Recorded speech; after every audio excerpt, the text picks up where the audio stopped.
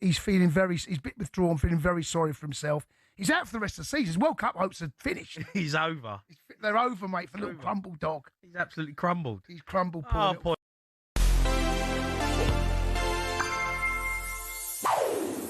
We all know it. That moment when France were reduced to 10 men in the 2006 final. But Zinedine Zidane's World Cup story was so much more than those antics in Berlin.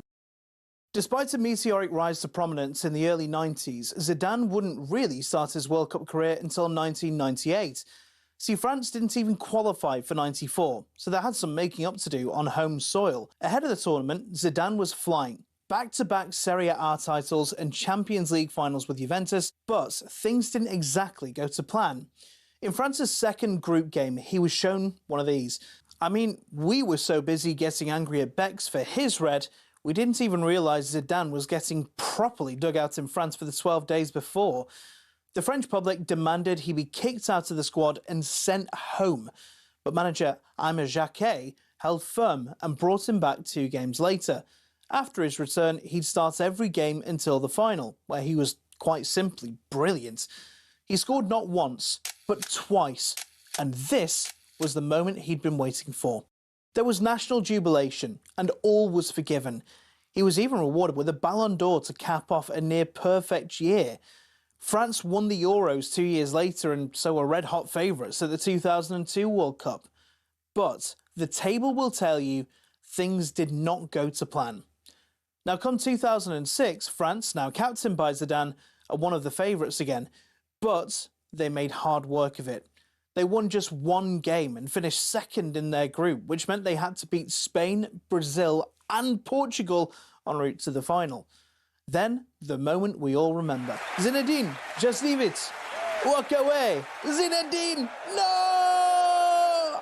And that meant he became only the second player in history to be sent off twice in World Cups. France lost, but he still won the Golden Ball. As you can see, he was thrilled. Or furious. Zidane never played again, but across 3 tournaments his story had everything. Disgrace, glory, infamy. We don't like our heroes clean anyway, do we?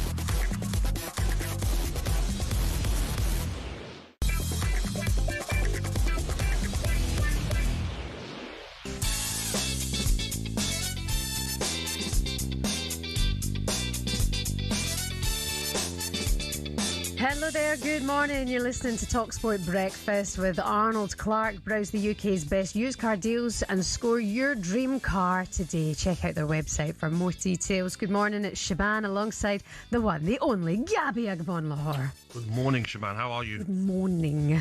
Yeah, I couldn't be better. How are you? I'm very well. Bit of a sore throat. It's going around, isn't it? Just take paracetamol. You think so? This early? Well, what's it going to do? Make it better? 2 hours' time, I'll make it better. I'll take some paracetamol. What are you thinking? Because you've got an empty stomach, you shouldn't. Yes, apparently. Is that right? Am I doing the science right there? Yeah, Don't take paracetamol on an empty stomach. You've been brought up well. Is that right though? See, I used to. I just take it. I gave Cass a couple of paracetamol one day on air, and he was like, "Oh, I feel a bit funny after that." I was like, "Mate, you're about 6 Big foot 10." baby. Yeah. Big Sharpen baby. up. I'm going to have something in the next break, but nothing worse than a sore throat. I can do anything, headaches, coldy flu feeling, but sore throat. Do you think you could do stomach cramps? Easy. Easy peasy, Shebahn. Yeah, you can do that. No, I couldn't. No. We're wimps, aren't we, men? You would die. Yeah, we're the worst. Straight up Yeah, die. we're the worst. You know, I'll be taking ibuprofen and paracetamol a lot. Yeah, thin the blood. Thin the blood. Antibiotics for stomach cramps a lot. I want to get one of those machines in here to the studio that the men put on, and we control their cramps. Oh, is it? I'd love to get one of those. We're all crying in the corner. And I can control it. Put it up, put it down. Oh, that's so much fun. I think you'd have too much fun though. Alan, me, Ali crying in the corner. Who'd be Please worse? stop. Who'd be worse? You know what? I reckon Simon will be the worst. He's a big baby, isn't he? He's all talk. Nonsense, I'd be fine. These cramps are not very pleasant. I don't know what to I don't understand. You women are very strong. I'll take that. We're very weak. How was your night last night? Yeah, it was good. I just watched the football. I watched. I started off with I kept flicking over because it was Bournemouth Brentford. And that was a bit boring. Obviously, finished 0-0. Put over to Everton game, and I'm seeing Burnley sitting back against Everton like they're playing Real Madrid. And I'm just like, okay, then Everton must be confused. Everton probably haven't played anyone this season where they've sat in their own half and defending like there was. So I flicked over from that one. Then I ended up waiting actually for the Liverpool game to start. That was a terrible game until it really kicked in second half. Mm-hmm. But still not entertaining football once again. It's becoming a bit of a problem. The Leeds game wasn't great either. Only one goal in that. But what a result for Wolverhampton. Isn't it maths of all the people in the building at this time in the morning? I'm not bad, actually. Gab's the guy who needs 8 games, 24 points available. They're on 16. They won every game. Let's finish on 40. Which points. You need 36 points realistically. Probably, yeah. So they've got, you never say never. Never say never. The way they're playing, last 3 home games, they have drawn against Arsenal, beat Villa and beat Liverpool. So it's the away. I think their last away game was at Palace that they lost 1-0. But sometimes when the pressure's off, though, Shebahn, when you know you're going down, sometimes players can then express themselves. And see what I'm enjoying as well with Wolves is that they're not celebrating.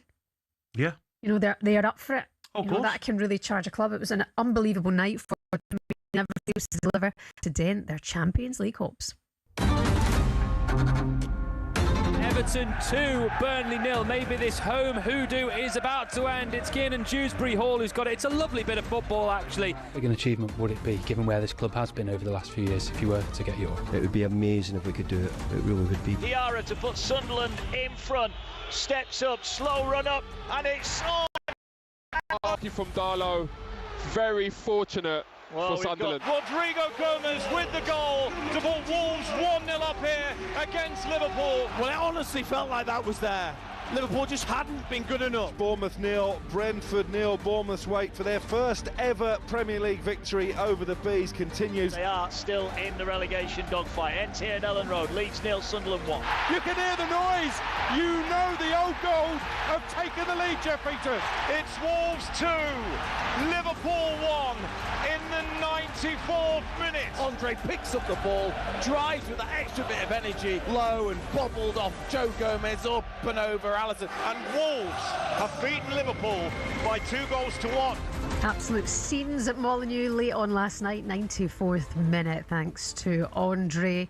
Back-to-back Premier League victories now for Rob Edwards' side and wild celebrations at the final whistle. It means the Reds have now lost 5 league games this season after conceding in the 90th minute or later. That's a new Premier League record, not one you want at this stage of the season for Arne Slot. He admitted it was a painfully familiar story for his side after another late collapse. Yeah, another game, same old story. I can just repeat myself from almost all the losses we've had. A lot of ball possession, created chances, not as much as I would like to. First half, we really struggled to penetrate in their box. Second half, that was better, not great, better. Enough chances, I think, if you compare it to how many chances the other team had to score more than 1 goal. The other team, that is same old story. Back with the comments he made in the press conference the other day. 100%. Leave those comments for us, in the media to pick up, which everyone has done, by the way. I think I saw a quote yesterday of the legendary Ruud Gullit, and he said the same about football's boring now. He's not enjoying it. But Arne Slot, concentrate on your team. You're not having the best of seasons. You've got a battle for top 5 Champions League football. You're in the knockout stages of the Champions League. Why get involved? You know, just. And then Liverpool didn't play great yesterday themselves. Well, the sports bar hammered him for that reason. Yeah, you can't do it. Jason's saying, you can't go and talk about football being boring and then roll out that tripe. No, I think you can do it if you're top of the league and you're looking at your favourites to go win the Premier League. You can talk about problems with set pieces maybe, and it's not entertaining football. And I used to love watching football years ago, and he's quite enjoyed watching the Dutch league as well, he says. But that's for us to say, which everyone is saying. As a manager, you just put a target on your back and look at last night. The inevitable happens. So Chelsea giving themselves a chance to get back in there with a win. What about your Aston Villa? I mean, with that loss last night for Liverpool, are you thinking you guys might stay in that Championship? Do you know what, Shebahn? It's Aston Villa's form has been horrendous. But if you look at the league table, it's 9 points ahead of Chelsea with 9 games to go. If Chelsea win 3 points behind Villa on the same points as Liverpool, it's all to play for. So you'd say the pressure is on Chelsea tonight to some sort of form at Villa Park. It was a fortress during the season. Now it's not. It's been really poor of late. But they've all got to play each other still. Yeah. Liverpool have got to play Aston Villa. Aston Villa have got to play Manchester United in a couple of weeks. So it's all to play for in this top 5 race. By the way, Wolves have got a lot of people thinking this morning, if you've just woken up and seen that Wolves beat Liverpool last night, is it possible that they could stay up? That's the back-to-back victory now, for the first time since April 2024 for Wolves. Remaining fixtures: Brentford away, West Ham at home, Leeds away, Spurs at home, Sunderland home, Brighton away, Fulham at home, Burnley away. Is it possible, Gabs? 100% it's possible. Will they do it? I don't think so. But will they win 3 out of their last 8 games? Probably. And more to the point, because Wolves probably won't stay up, Shebahn, I think they're going to have a big say in who does go down, because they've still got West Ham to play. They've still got Leeds to play. They've still got Spurs to play. Mm-hmm. And if you're those teams, you're probably looking at the Wolves game maybe a month ago and saying, okay, that's the one we get 3 points in. That's the one where we can look at and it's a must win. Now you're looking at it and you're saying, I don't want to play Wolves. How crazy is that? Bottom of the league, and you don't want to play them. You'd rather play a team in the top 10 maybe, because they've got nothing to lose. They're looking strong at the back defensively. Liverpool pressed, of course, but even the 2 centre midfielders, Andre and Gomez, looked very good together again yesterday. They've got options as well, Wolves on the bench. That's why we love it. Liverpool go to Wolves again on Friday night, by the way, in the FA Cup 5th round. We've got that game live for you here on talkSPORT. Liverpool fans, we want to hear from you this morning. Has Slot put a target on his back by calling out direct styles of football? How much are you missing Florian Wirtz as well? The number is 03717 223344. Come on, you can have it out with Gabby Agbonlahor. I'll just sit and drink tea. Find out exactly. Good morning, talkSPORT Breakfast.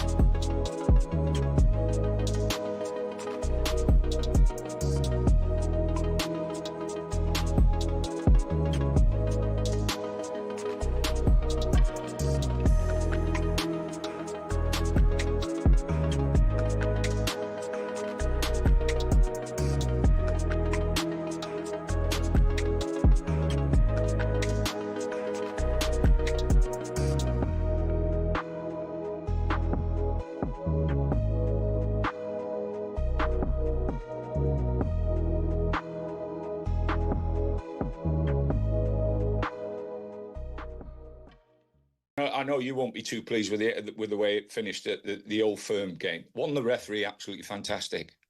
I think he actually jumped over and a couple of players who went down injured. Yeah. He never stopped the game once. Absolutely. It was like watching football 20 years ago. Yeah. You know, he wasn't having anybody hanging around or falling down and blowing up and stopping the game. He just got on with it. And amazingly, how many of those players jumped up and carried on playing? I know.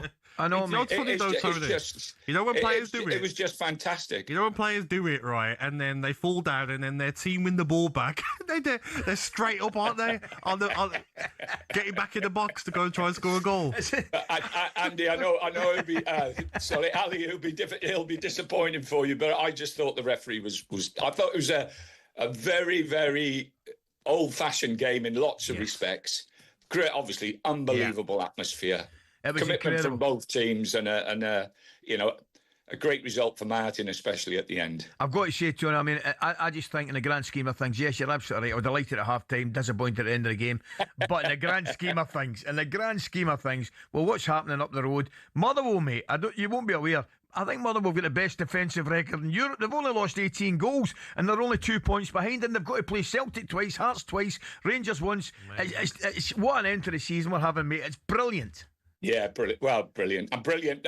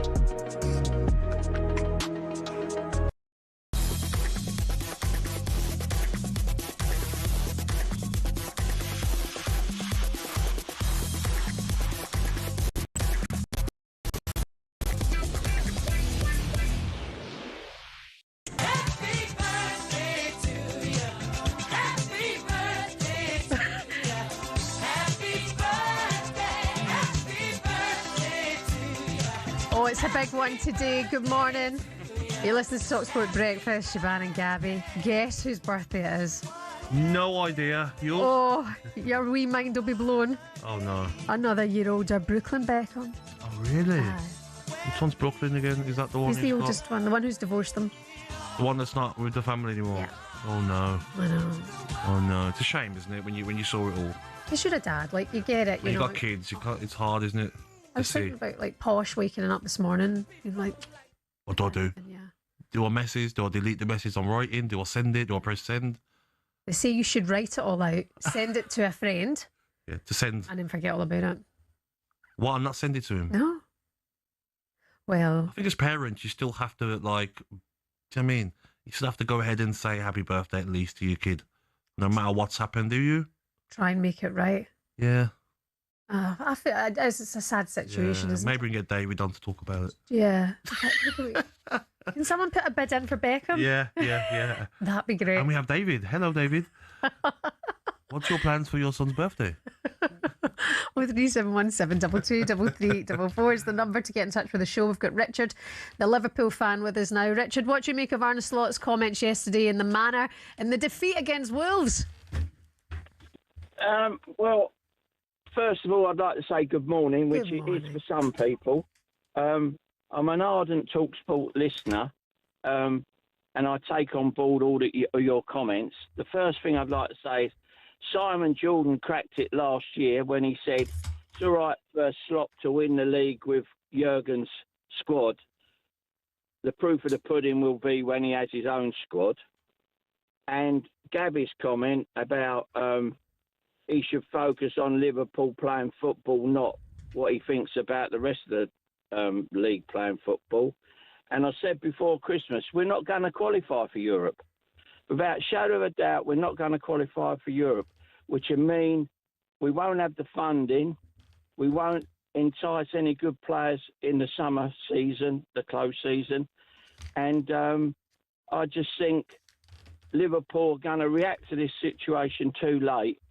And by the time they react, Alonso will be somewhere else and we'll be left hanging in the wind with no one. So what are you saying? Get rid of the manager now? I am. Because why talk about what the rest of the league's doing when you've got problems of sorting out your own team? He should be focused on getting Liverpool playing football. And it's always, we was unlucky. We've done this, we've done that. I'm sorry, he's just not got the fibre. He's not got the soul. He hasn't got the family spirit that you need with Liverpool. I know it's a big act to follow, Jurgen Klopp. I totally understand that.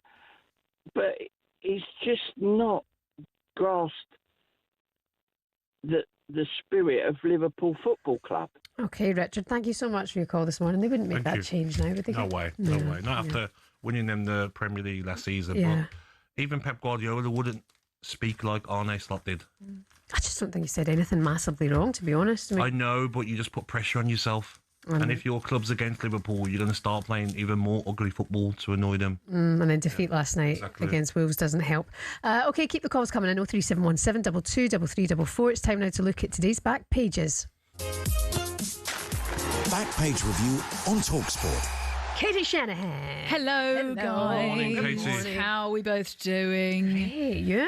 Very well, thank you. So the back pages, kind of picking up on what you guys were just talking about there. In the Sun, the back pages, beautiful games gone with a picture of Mikel Arteta with Brighton against Arsenal, the game 7:30 tonight. Mikel Arteta claiming it is impossible to play beautiful football in the Premier League. Also this story here, international break to ruin Easter games. That's on the back page of the Daily Mail.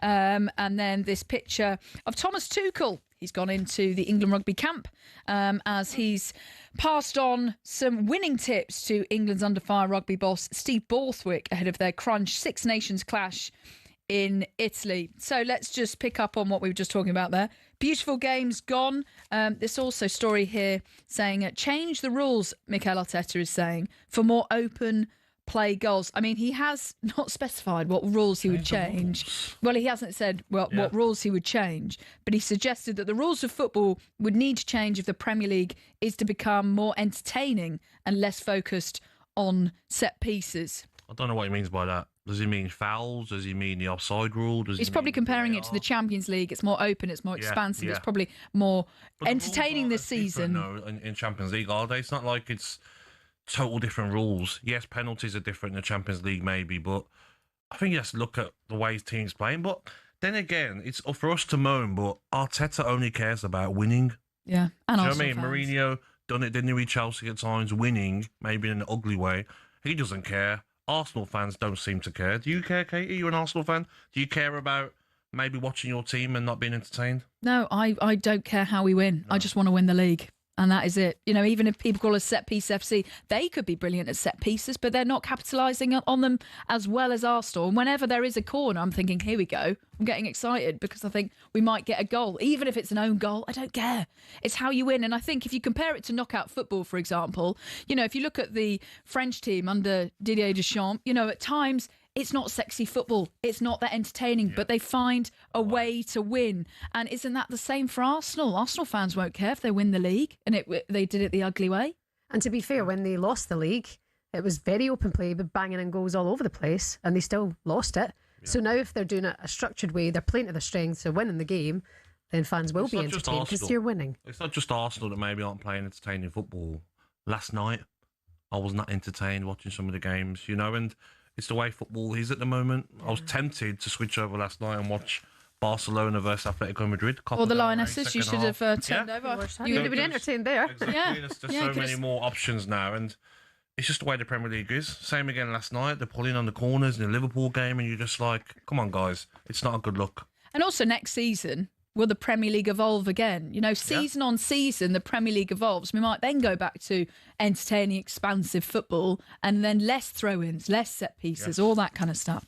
OK, let's move on to this headline in the back page of the Daily Mail. International break to ruin Easter games. So this story by Mike Keegan here. There will be no Premier League or Championship football next Easter. In a tradition-defying move, which is set to trigger anger, the international break will encompass Good Friday and Easter Monday. As a result, the top flight, which usually stages one round of matches over Easter, and the second tier, which stage 2, will be out of action. Gabby, you're shaking your head?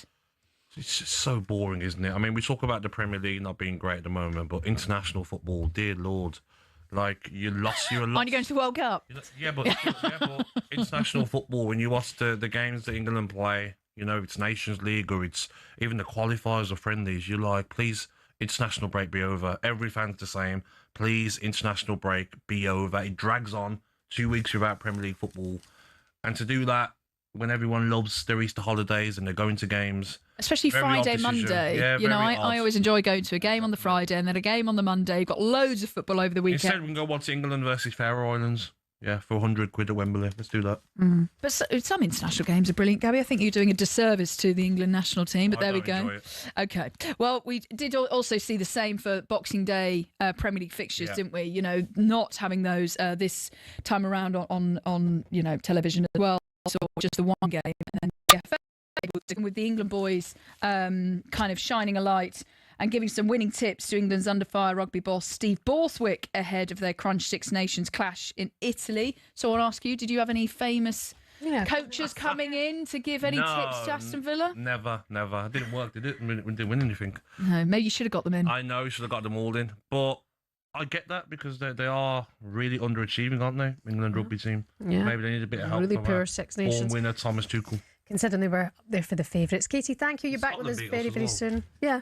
Calcutta Cup. Remember that? Coming up next, were Leeds robbed of a Stonewall penalty for grappling. More on that next.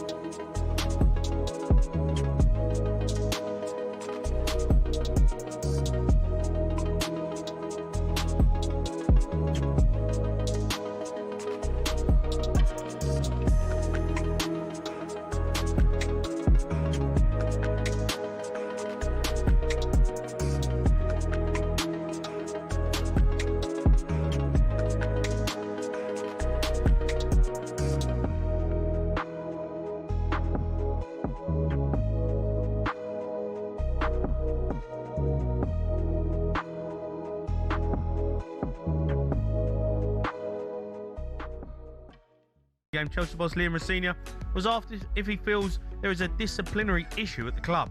No, it's hard to put your finger on it. You have older teams that have disciplinary problems. There's many aspects to what we need to do, but it needs to change. I hold my hands up to that, and it's something we need to start. We're back in tomorrow. We need to have a discussion as a group. We need to make sure that we go into Aston Villa with 11 men on the pitch for 95, 96 minutes to give us the best chance to win the game. Do you think you've got disciplinary problem? What do you mean? I don't think I know. I don't think I know. You cannot have that amount of red cards in the season, and they're not. It's not coincidence. Just that red card with the Neto one. Yeah, there's when I was doing the comms, right, and that is a tackle where he's taking him down. He don't want to run in the corner. He's probably Martinez come off the bench. He don't fancy it. He's running. He's like, I don't really fancy Chain. He's taken a little bit of a cheat's way out. He's brought him down. Yeah, and he doesn't want to. That's a tackle for someone that's not on a yellow.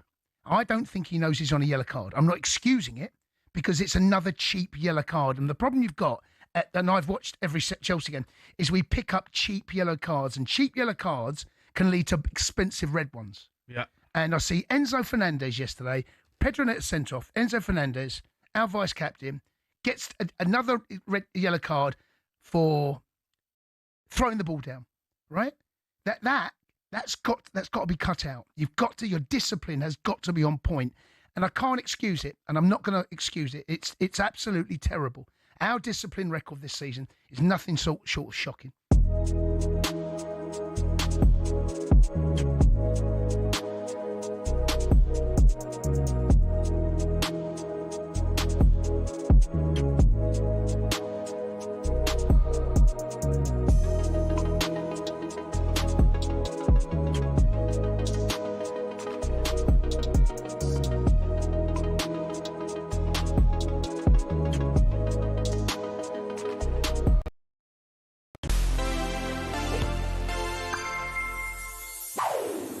Ronaldo Nazario, need I say more?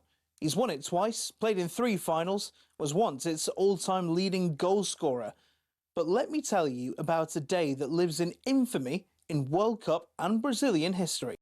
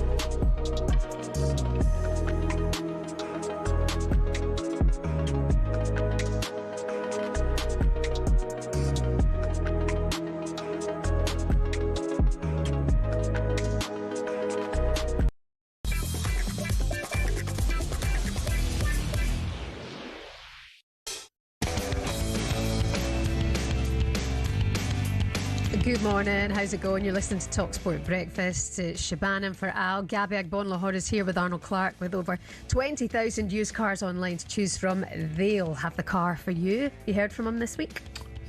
From? Alan? Oh, no, I haven't, no.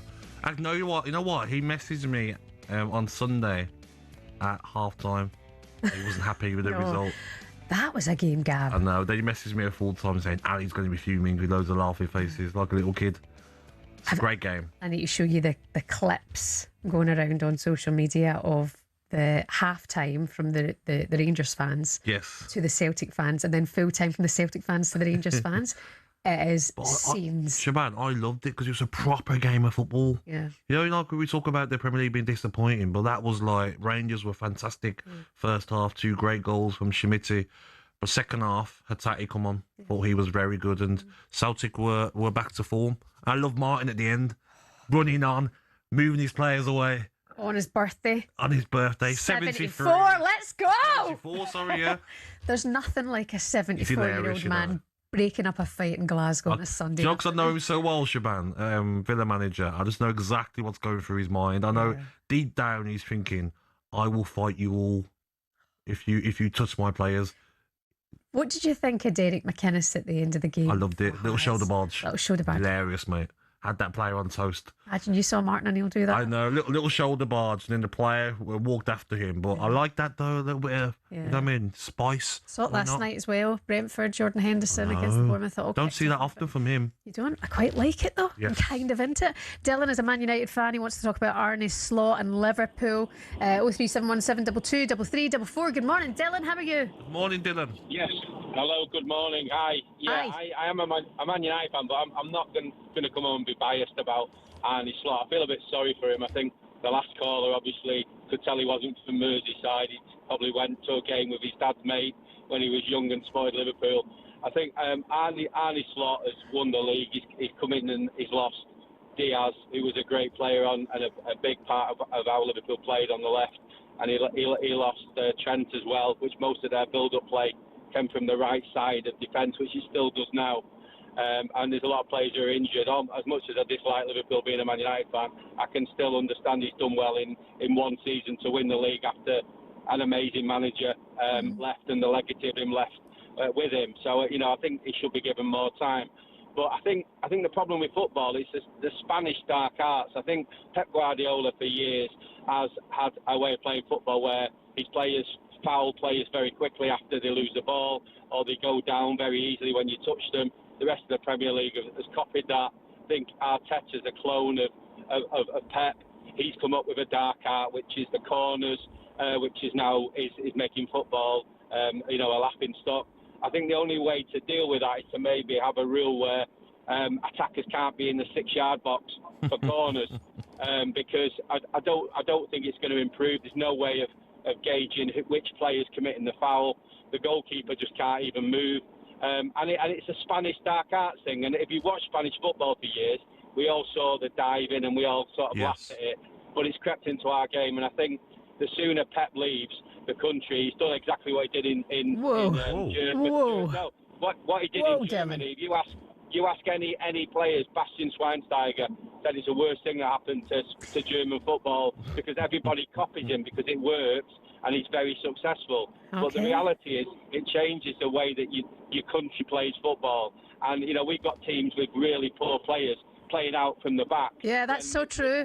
Everyone copies Pep. You're right about that, Dylan. Even terrible teams that can't play out from the back, they'll do it anyway because Pep does it. It's incredible, You're not equipped for it, so stop doing it. Exactly. Lose the ball. Yeah. Some of the goals we've seen this season, teams concede, and the chances they've conceded by trying to play that football. Now they've got the quality on the ball. Very odd. Yeah, Dylan, thank you very much for your call this morning. All the same, right, Leeds were denied a clear penalty for holding in the box in their defeat to Sunderland, losing due to an unlucky handball against Ampadu, with Diarra converting from the spot. Leeds manager Daniel Farke spoke about Sunderland's dark arts after the game. Yes, it's not up to me to judge how the opponent sets up or plays. Of course, it's always difficult if you chase a game or try to hold the pressure high and then it's always interrupted with 27 treatments on the pitch and then there's a break again. Of course, you can add the time in the end, but it's always you hardly have 2 minutes when you play. It's always stop, the stadium comes down and then they have time to recover. It's of course difficult, but this is what it is. You have to get on with it. As long as we don't change the rules in this terms, we have to accept it. And for that, we're still self-critical and should have acted a bit with more clarity in the final third. That's Daniel Farke in the toilet after the game. Yeah. What did you say? Did you notice the dark arts? Yes, I did. And it was a definite penalty. I mean, when you look at... It was a 9 on stroke, wasn't it? When you look at the penalty that was given at Old Trafford on Cunha, and then that's not given last night. I mean, come on. He's got his arms around his neck. Do you know what I mean? Come on. Right, he does. He does have his arm around his neck, right? And he's trying to pull him down. Yes. But he doesn't. The player goes down. But he's in the box, so he knows that he's going to get something from it. Well, if you put your arms around someone's neck, you've got every right to go down. Have you not? Well, they're trying to cut down on diving. Yeah, but listen, the Cunha one is a blatant dive. I mean, he should be banned for that. That's how bad it was. Never mind, get a penalty and a red card for Lacroix. But I felt like Stroke last night, it was arms around the neck for me. It was Gabby, but Stroke put himself down. O'Neill didn't put him down. You don't think then someone's arms around your neck would make you hit the... No, obviously. Put your arms around my neck now, I'd probably still be able to stand up. But if you do if that... you push me down, then it's different. Okay, look at Declan Rice then. for Chelsea, against Chelsea. Yeah. Arms all over the player, then he hits his elbow. Even without hitting his elbow, it should have been a penalty for the way he's got his arms around the player. Listen, grappling's at this point where every game you watch, there's an issue with it, and it's becoming a bit of a farce, to be honest. It's chaos in the box, and you don't know who's doing it because everybody's at it, so you don't know who's really starting it. But last night, Strauch's put himself down. Yes, you're right, Onani's put his arms around his neck. He's holding on to him, but the referees are also trying to cut down on the diving and not tolerating that. Strauch's put himself down. But what frustrates me is, though, if that's not a penalty, but then the one that was given for Sunderland, I get it, hits Ampadu's arm. But that is a handball. I know, but it's the accidental. When you see some of the handballs that are given now and penalties, even if you look at the one in the Rangers game, it's accidental, isn't it? On Sterling. Don't get me wrong. Accidental handball needs to come back into it. They need to bring that language back in. And to be fair, Ali was saying this yesterday when we were talking about Scottish football on a show, because VAR's a nightmare up there at the moment. You think it's bad here. It's terrible, isn't it? It's a shambles up there, Why Gabs. is that? It's still newish, it's only the second season now of VAR, isn't it? Thing for fans, they'll look at one day and say, oh, okay, that's given, and the next day the same sort of incident isn't given in your game, and you're just like, come on, a bit of consistency. Yeah, and that is the frustrating thing. Elsewhere, Brentford missed the chance to go sixth last night. They were held down at the Vitality by Bournemouth. It all kicked off full-time whistle. You've probably seen this online this morning or on your social media. Jordan Henderson had to be held back by Brentford staff as both benches appeared to clash. So to get more on this now and let us know if Brentford can grab European football this year, good morning to co-host of the Ealing Road podcast, Daniel Toppin is with us now. Good morning, Daniel. Good morning, Daniel. Good morning. Gutted last night? Unlucky? I think when you look back at it, it's probably a good point. I think, Bournemouth were unbeaten in 8 games. They probably had the edge in terms of chances. They're only 4 points behind us. So, if you can't win this type of game, you definitely don't lose it. And I think 4 points from 2 away games in 4 days is ultimately a good result, and it was nice to have a bit of a calmer game after the chaos of the weekend and our win against Burnley. True. Daniel, he wasn't very happy, was he, Henderson, when you come off? And also, do you reckon that what spilled over to the full-time little pushing and shoving he had? I don't know what it was. I think a disagreement started between the coaches at the end, so I'm not sure it was anything to do with him coming off early. Jordan Henderson's a very passionate player, but he's also very experienced, and he comes off around the hour mark quite a lot for us. Often he starts on the bench and he might be the one coming on around that time. So he wants to win. You can't blame him for doing that. He's one of the winners that we have in the team, which I think for a team like us, going for something like European football, which we've never done before, having your Jordan Hendersons around, really helps us, because he's done things that, teams at the end, I think it started between the 2 sets of coaches. Yeah, made it a lot more exciting, to be fair, towards the end when that happened. Listen, do you think you can get European football, and do you need to get it in order to keep hold of Igor Thiago, because he's been sensational this season? He's the top scoring Brazilian this season, which is quite unusual. It's the dream. I mean, if you told us at the start of the season that we'd be in this place right now, we would have all taken it. All the turnover that happened with the players that we lost, and obviously Keith Andrews coming in, we would have taken probably just a fairly unremarkable season where we just about survive and then can build on it next season. But we're in a good position. We've never been in this sort of position with 8 or 9 games to go of a Premier League season. It's brilliant. We've still got Everton and Wolves both to come to the GTEC, and obviously they're the 2 teams directly below us at the moment. So it's in our hands. Why not? We're still in the FA Cup as well. We've got West Ham next week. And then if we were to win that, we'd be a game from Wembley. So why not? We can dream. Daniel, listen, thanks very much for coming on this morning. The players we lost. Coach, wasn't he? The players they lost, the manager going, and Mbumo, Wissa, Norgard, so many key players leaving, but they've been just as good, haven't they? Yeah. Really good to watch. Sharda, I really like. Katara, and obviously Thiago, fantastic player. Unbelievable. Also, his bone structure. Keith Andrews, I mean... You like that? Sensational cheekbones, sir. You're listening to talkSPORT Breakfast. Coming up next, we'll hear from a Leeds fan who can't believe that denial of a penalty for grappling.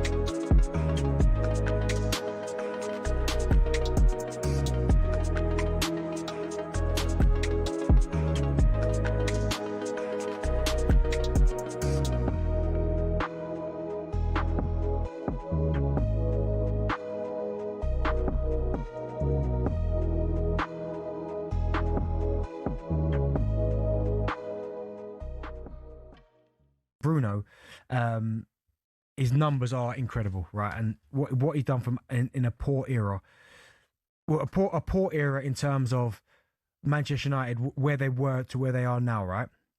But this is my thing with Bruno. He is incredible. But I always compare it to, I look at the Man United teams he's played in, right? And I look at the teams that Steven Gerrard plays in at Liverpool, right? Which were probably equally as bad at times. And I look what Steven Gerrard did for Liverpool in terms of, didn't moan about it, got on with it. Look what he's won them, FA Cups, Champions League. I just feel Bruno could have not, done more in the bigger games to get Man United over the line. I know he won the FA Cup to win something else. I mean, honestly, some of the teams Steven Gerrard played in, and I played against them, like, yes, Carragher was there, good player. Steven Gerrard. There were times it felt like Steven was playing his own. It's a fair point you make, but Gerrard didn't have these numbers, and I don't. No, but he didn't have to have the numbers. No, I'm talking about his trophy cabinet. But I don't know why. If we're talking about Bruno Fernandes being PFA Player of the Year this year, I don't know why we need to compare him to another player. Let's take Bruno. No, but I'm talking about in terms of an overall picture where some people will put Bruno compared to, and I can only make that example because I remember playing against certain Liverpool teams. Yeah. And I'm thinking, oh my goodness, but somehow they've managed to win the Champions League, get to Champions League finals, win FA Cups because he's been the difference. Do you know what I mean? So, prime example, Europa League last year, Tottenham. Yeah. Where was I hear what you're saying. But if you look at Thierry Henry, right, who you understandably call the best player ever to grace the Premier League, I could name other strikers that have played up top. Yeah. Like Didier Drogba, that have pulled their team over the finish line in bigger games like Champions Leagues. Yeah. And Henry didn't do it.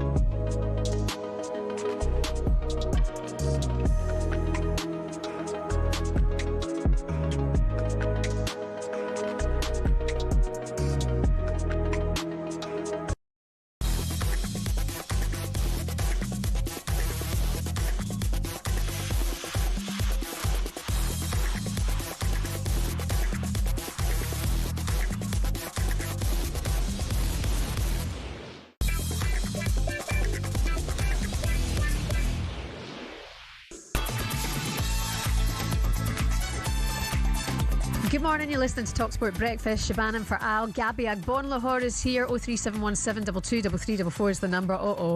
Andy, the unhappy Leeds fan, is with us now. Good morning, Andy. Morning. Good. You're right. Morning, Andy. Oh, you don't sound too good this morning, Andy. You're not happy about this non-penalty situation, are you? It's not the fact that I'm not happy. It's the fact that Luke 09 doesn't even ever look at ball coming into box, and he's literally clotheslining Strouk. Yeah. It's not. Is it a clothesline? I mean, I've seen it Google clothesline, then Google this. Yeah, well, I've watched a lot of Shawn Michaels back in the day with WWE. It's very similar. It's getting ridiculous now. The referees have no control of the game whatsoever. Fair enough. What's the point in VAR? What is the point in having VAR that was meant to be brought in for a clear and obvious error? And that, fair enough, Sunderland turned up, did a job.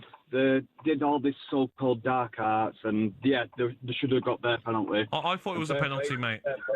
Yeah, fair play to them. They got the penalty that it rightfully got, but we should have had that in first half. It's just, Andy, it's just not a clothesline. You're being so dramatic. It's so dramatic to say that's a clothesline, Andy.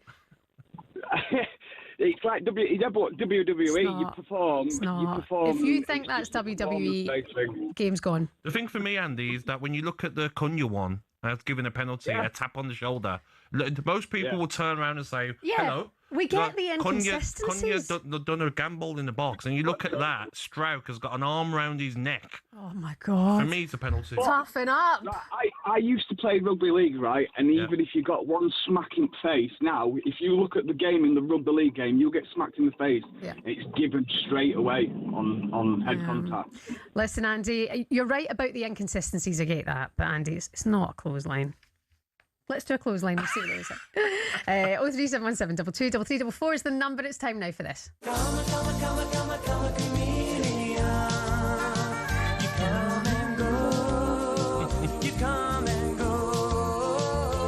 Katie!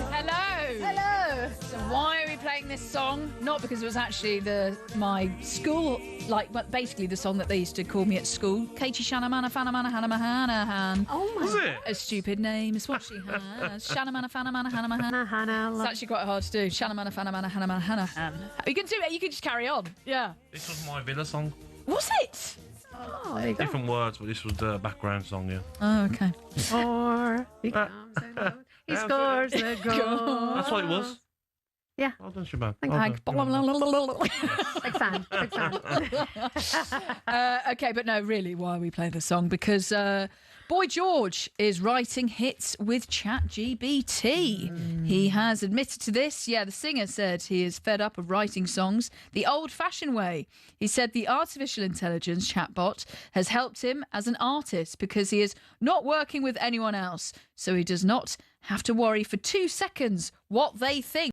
Gabby? Instead of annoying the lads that do the stats for us, sometimes I use it to help me with my information. Do you? Okay, you think it's accurate enough? I check it over. Sometimes afterwards. It's not, because I've checked, I check and it's actually not. Yeah. So I don't trust actually ChatGPT. I check it over, and like 99% of the time, it has been right for me. Okay. Has it really? Yeah. See, I'm with Katie. Every time I've checked, really?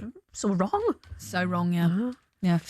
Yeah, soccer base in transfer market, but we can talk stats after the show. Are you going to embrace AI, or will robots take over? Use it, you know. A lot of people use, what is it, ChatGPT. Yeah, everyone uses that, don't they, at the moment? Yeah. Do you know, it does get to know you pretty well. Scary, isn't it? Mine's writes a kid's bedtime story for me now. Oh, wow. So I can say, what do you want in your bedtime story tonight? Tell it to ChatGPT and it creates a bedtime story. So actually that's been good for me. It is helpful, isn't it? Yeah. Well, you know what? This links very nicely, Shebahn, onto this next headline in the front pages. AI, this is scary, can find the sex of a baby 3 days into pregnancy. Yeah. Artificial intelligence could reveal the gender of a baby as early as 3 days after fertilisation, scientists reckon. So the AI tech was more accurate than humans in determining the sex of IVF embryos when viewed under a microscope. So obviously mums to be are currently not told the sex of their baby until about halfway through pregnancy, at about 20 weeks. Odd weeks, right. So I was going to say, guys, if you had to find out the gender of a baby, would you be happy with it? 3 days in, AI, would you trust it? Would you want to know that? Would you trust it? Exactly. You said it's not right, you guys. What if you've gone and planned the whole thing, Katie, and you're thinking, I'm having a girl, and then a wee pops out. Wee boy rocks up. Triplets pop out. How long did it take to find out you were a guy? Oh, yeah, a long time. Yeah, 19 years. He's still looking, everyone. He's still looking. Once I went to Vegas.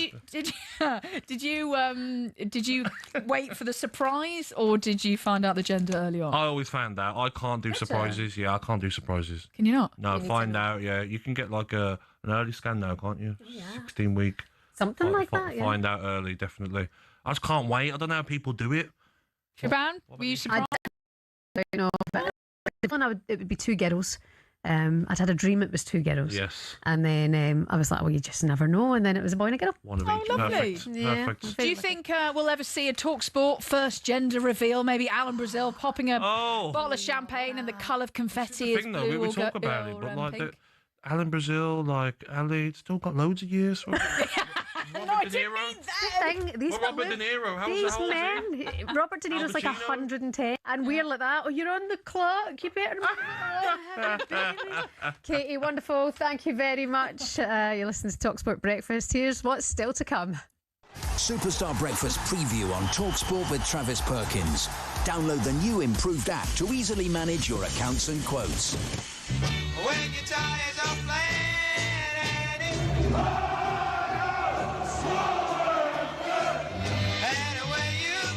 Right, Liverpool fans, we're hearing from you this morning. Has Slot put a target on your back, calling out corners and direct styles of football? 0371 722 3344. Wales fans, you'll be feeling the buzz this morning. Can you stay up in the Premier League? And Gabby's best mate Danny Mills will be back with us here to look at Leeds' controversial defeat to Sunderland last night. Is grappling out of control? Did he think that should have been a penalty? You'll find out soon. That was our breakfast preview with Travis Perkins. Superstar Breakfast preview on talkSPORT with Travis Perkins. Get free next day track delivery. Head to travisperkins.co.uk or download the app.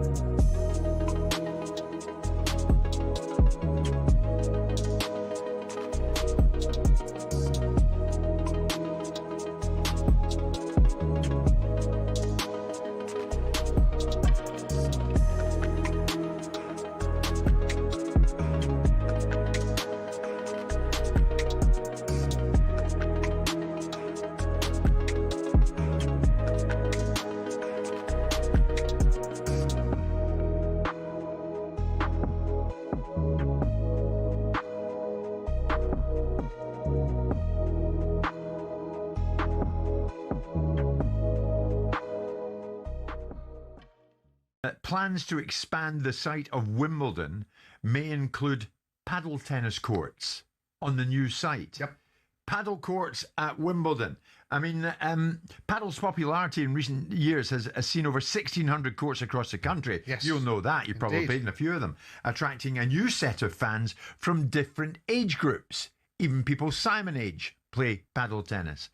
But what are they doing at Wimbledon? I mean, the Lawn Tennis Association has run the sport since 2019, but governing body insists that tennis's participation is not being... The governance of the LTA is the wrong place for paddle to be held under, because there is a thought process that it is being strangled by the tennis governance, that it is being put into a situation where it is beginning to stop the food chain and supply chain of people playing tennis. There is a school of thought registered as a sport in your own right and have your own set of parameters. You find it difficult to get certain things in place, like work permits for overseas coaches, because a lot of the expertise in paddle is from South America and Spain, because that's where the sport originated from. Started, yeah. And so to get work permits for coaches to come over here and to actually provide the excellence to coach the next generation of paddle coaches is a part and parcel of perhaps taking it out of the LTA. And I was put a proposal across my desk about 6 months ago with an investable opportunity looking at creating its own governing body and taking it out from underneath the LTA, because there is a strong...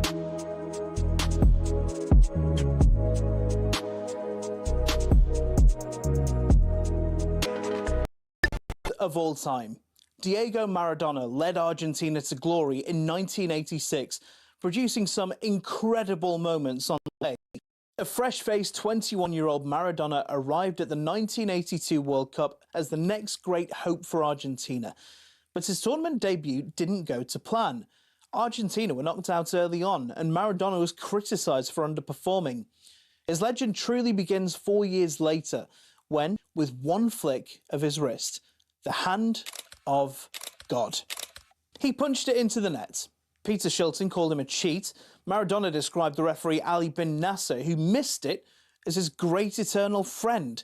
Then just 4 minutes later, he picks up the ball in his own. Can we have that music off, please? Anyway, the run ends in glory for Maradona, and just days later, he was lifting the World Cup trophy, Argentina's second, and returning home a national hero. Hopes were high for Italia 90 when he'd captained the side again, but it was bizarre. Maradona was playing his club football in Italy at the time, winning titles for Napoli. And the Neapolitans were actually supporting Argentina over their own country when they faced off in the semi-final. Argentina won that game, but lost to West Germany in the final, and Maradona burst into tears. The 1994 World Cup would be his last. I mean, even his fashion had gone downhill. He was sent home after 2 games for failing a doping test due to something he'd ingested from an energy drink. But does a Red Bull make you look like this? Maradona would never pull on the blue and white stripes again. He did come back as manager, but was sacked after they were knocked out in 2010. The goal of the century is a permanent reminder that he may well have been the greatest of them all. Before it, his ascent, and after it, his dramatic descent, only highlights the mountain peak that was Maradona's 86.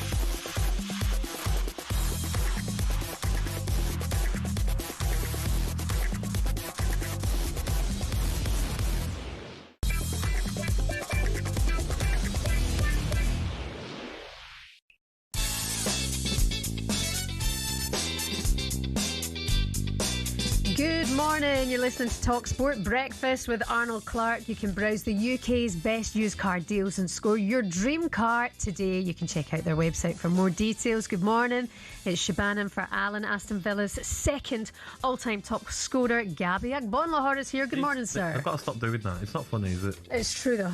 It's not funny. It's funny because it's true. true. I know what they're doing. Well, yeah, because it's your record. They're mocking me. What do you think? Yeah. Yeah, they are. Don't take it to heart. They are. It's fine. Yeah.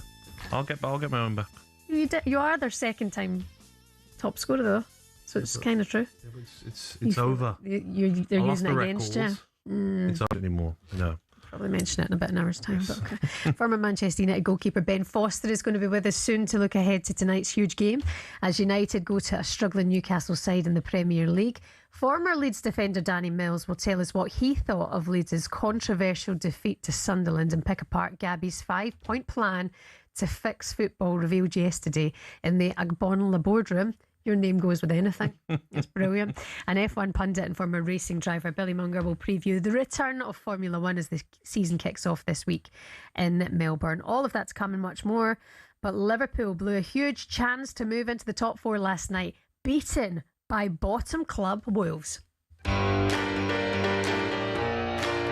the box, and Wolves take the lead here at Molineux. Rodrigo Gomez.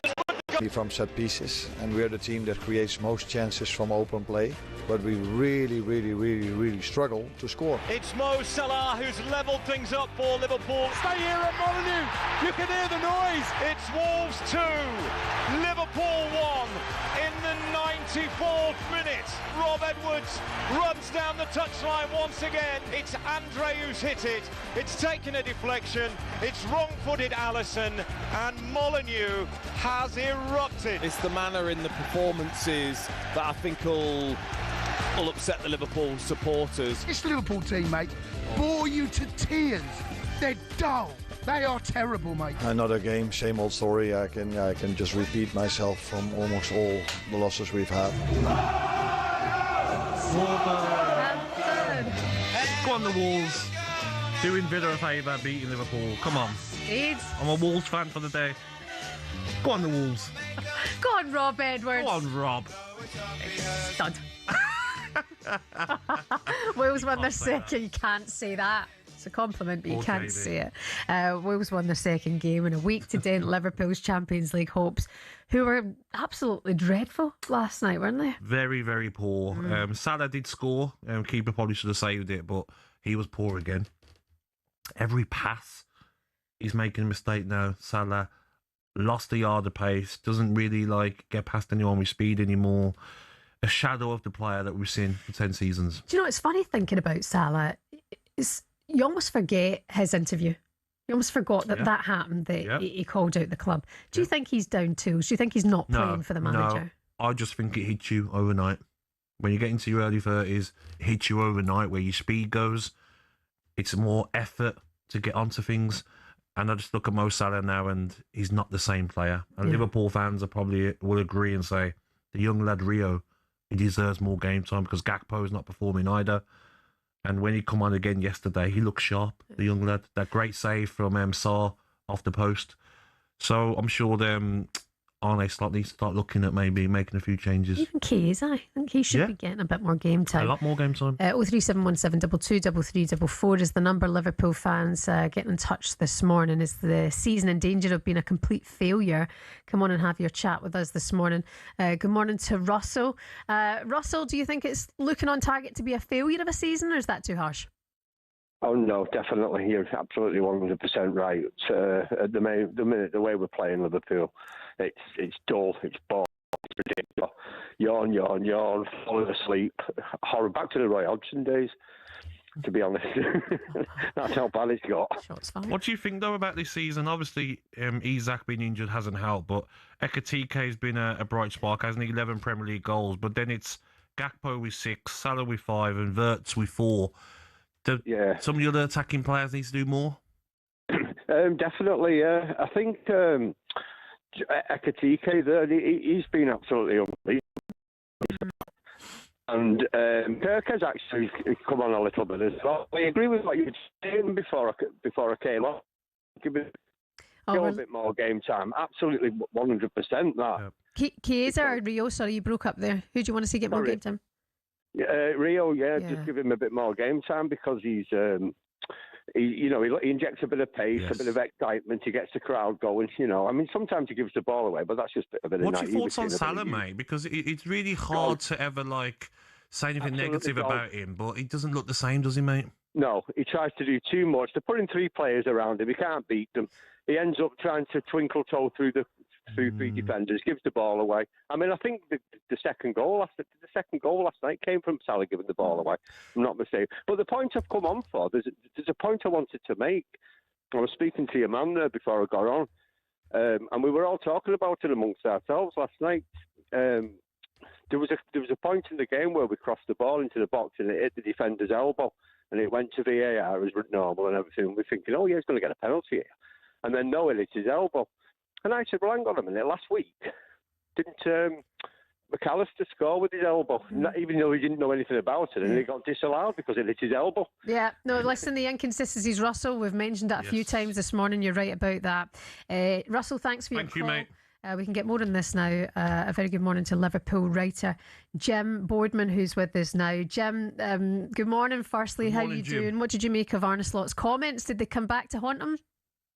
Yeah, I mean, I can't disagree with anything you've just been saying and what Russell's been saying. Really, it's just not Liverpool. And yeah, I mean, he said he doesn't like watching Premier League games. I'll be honest, I don't like watching our Premier League games anymore. It's just not Liverpool. It's just not the way Liverpool are meant to play. It's depressing, isn't it? It's miserable to watch, and it feels that it's inevitable that sooner or later the mistakes that we're making going forward with missed passes and poor crosses and the rest of it, poor corners, are going to hit you at the back as well. You're going to make a mistake and you're going to concede. It's that sort of banana football with the passing. We go down one side, not see a bit of a dead end, so we pass it backwards to the centre-back, try go around the other side, same thing. And there's just no invention, no creativity, no real prepping to who you're up against yet. Every team that plays Liverpool is going to do a lot of prep, and it feels like I don't know, almost as if he's accepting his fate that it's going to be hard to play these teams, and it proves to be true every time. Jim, I know there's one player you miss, Trent. I think the way Liverpool have been playing over the last 5-6 seasons, Trent has been the best part of that with the build-up play. But another player that I think you really miss is Luis Diaz. He's been on fire this season at Bayern Munich, 13 goals in the Bundesliga, 9 assists, 3 Champions League goals as well. He's that sort of player that, would open up defences, his high press, his energy. You're really missing that, aren't you? Gakpo, he does a job some games, but he shouldn't be guaranteed to start, should he, on that left-hand side? Yeah, I agree. I mean, that's one of the things. I think the manager has his sort of favourite 11 players almost, and tries to pick them every week, regardless of performance. Which I think has a double effect. You'll know yourself if you're a player, competition is what you thrive on, and you want to feel like if you're on the bench that if you come on and do a good turn, you might start the next game. And I just think that the players who are on the bench are looking at it and thinking, when am I ever going to get a go? A proper go. You're waiting for an injury, and when the injury's over, you're going to be back on the sidelines again. And yeah, Cody's a good player at times, but I think he'd actually benefit from a bit of time on the bench. Sit back, look at other players taking his position. Then when he comes on, he'll be hungry again. I just, and in midfield, Gravenberch is the same. He's getting all the games, and he's not necessarily that good a player as was shown last night. And I think, when I'm saying they're not good players, I think they are good players. It's just that I just don't think they're being used wisely at the minute. They're not getting motivated. And yeah, I think Rio would be good starting more games. I know he's young. I know you've got to protect him, but you can protect him by giving him a few 60 minutes at least. Agree. But by the way, Jim, you're right about that. He needs more time. A lot of people are saying that. Liverpool writer Jim Boardman there. Thank you so much for your time this morning. Take care. Thank you. Thank you, mate. And they go again against Wolves on Friday in the FA Cup fifth round. Wolves will be feeling themselves. 100%. Teeth it out. They've done very well. Wolves and all-round team performance. Rob Edwards would be delighted. Yeah. Liverpool got problems though. They do, and do you know what? Just on the subject of players that they are missing, I think it's important when we talk about Liverpool in this negative light that we do focus on their summer and what happened with Diogo Jota. Oh, of course. They go into that dressing room all the time, and it must just be there, such a heavy heart that maybe it has affected the team more. 100% it's affected them. Yeah, it must. But then I do look at some of the performances and the drop off from Salah has been incredible. And I do think Liverpool now, for the foreseeable future, anyone over 30, it's 1 year. Don't get who you are because of the drop off of Salah. Liverpool against Wolves on Friday night in the FA Cup, live for you here on talkSPORT. Coming up next, has Donald Trump opened the door for Iran to compete at the World Cup after all? Latest on that next on talkSPORT Breakfast.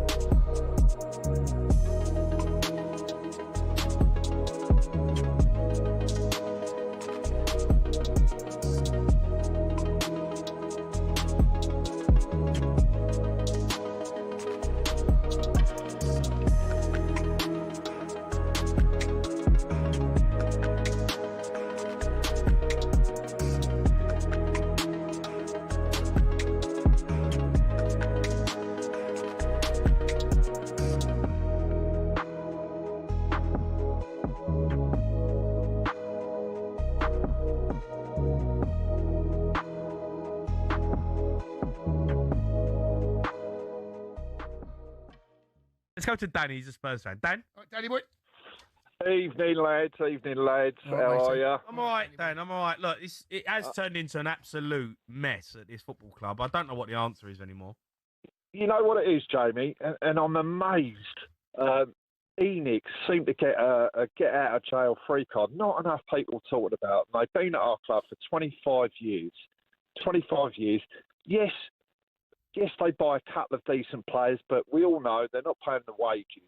But it is time to get rid. And I've been at the club. I'm not a season ticket holder, but I do go every now and again. And it is so quiet. It's tame. No wonder away teams come there and give us a pasting from time to time. But it's like a perfect storm. You've got our captain Romero. He wants out of the club. I look at Mickey van der Ven. He wants out. Yeah. And then what we have done is brought goodish young players coming through the club, and they need the older pros to develop them, keep them under their wing, and sort of progress. But it's like the Titanic there at the minute. Yeah, but listen, Dan, rats sink clear in the Titanic. I hear what you're saying, right? I hear you, but that conversation needs to be had at the end of the season.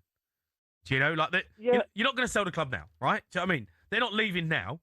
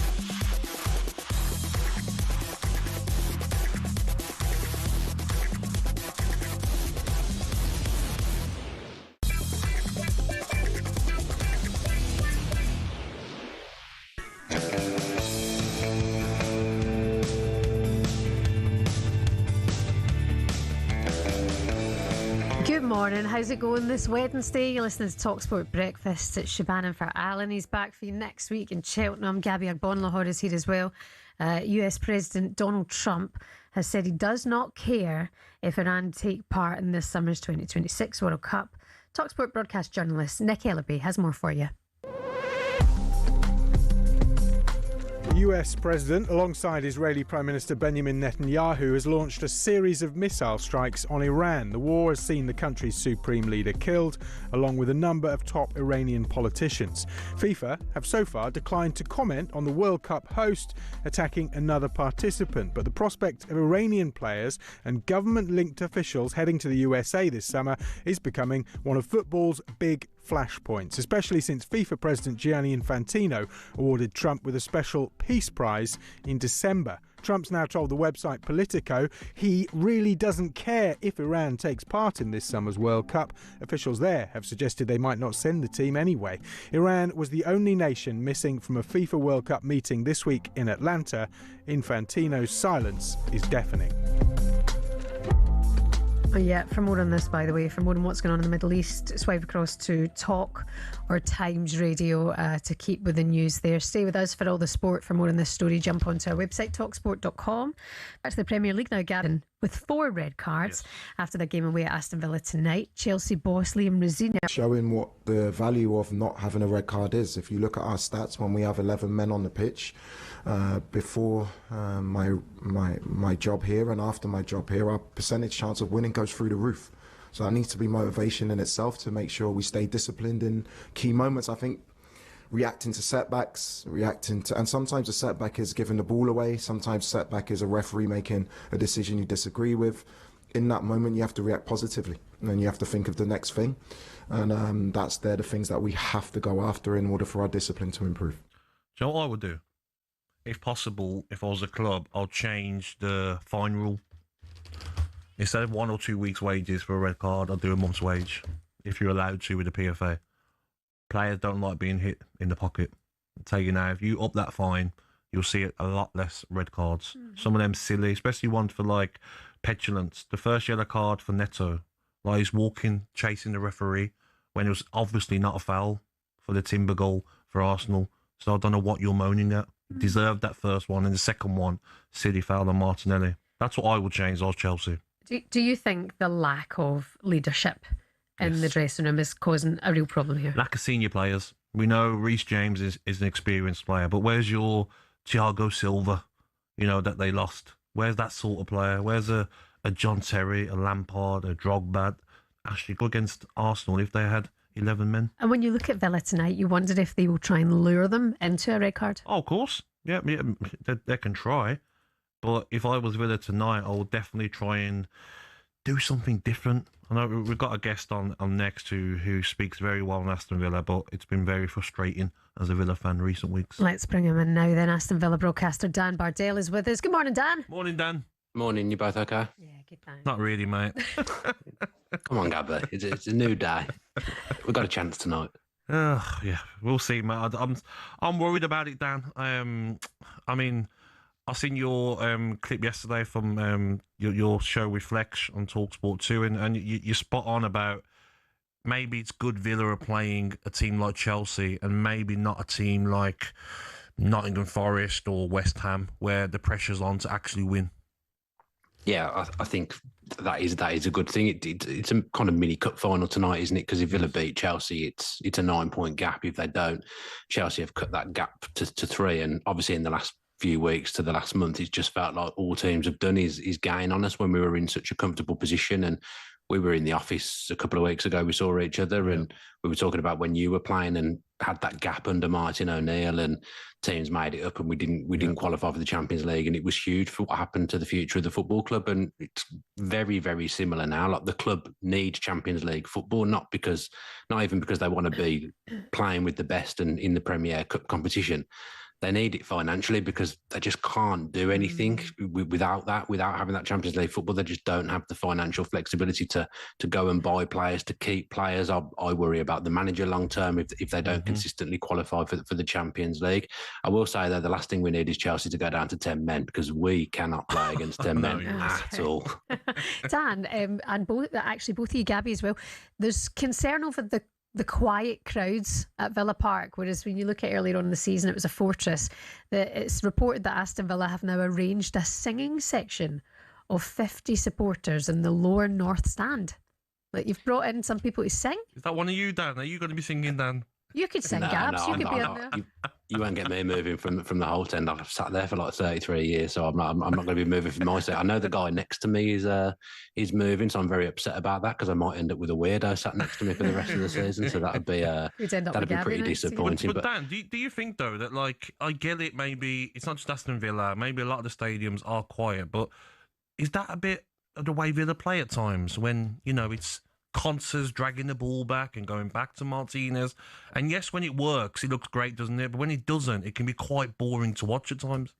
Yeah, look, I would say I personally never find Villa's football boring, but I get when people are paying a lot of money to be there, they want to be entertained. And when you're losing 1-0 and perhaps you're still playing in that way, fans get frustrated. And look, rightly or wrongly, the fan base is very, very demanding. You all know that from when you played there. And sometimes when the chips are down, the fans do get frustrated, and maybe it needs to be a little bit the other way where they get behind the players. But the things go hand in hand, don't they? The players aren't playing well enough at the moment. And if they take the adulation and the praise when you're playing well, I guess to an extent you have to take it when things aren't going so well. But I do think that'll change tonight. I think kind of a line will be drawn under everything, and it's a huge game.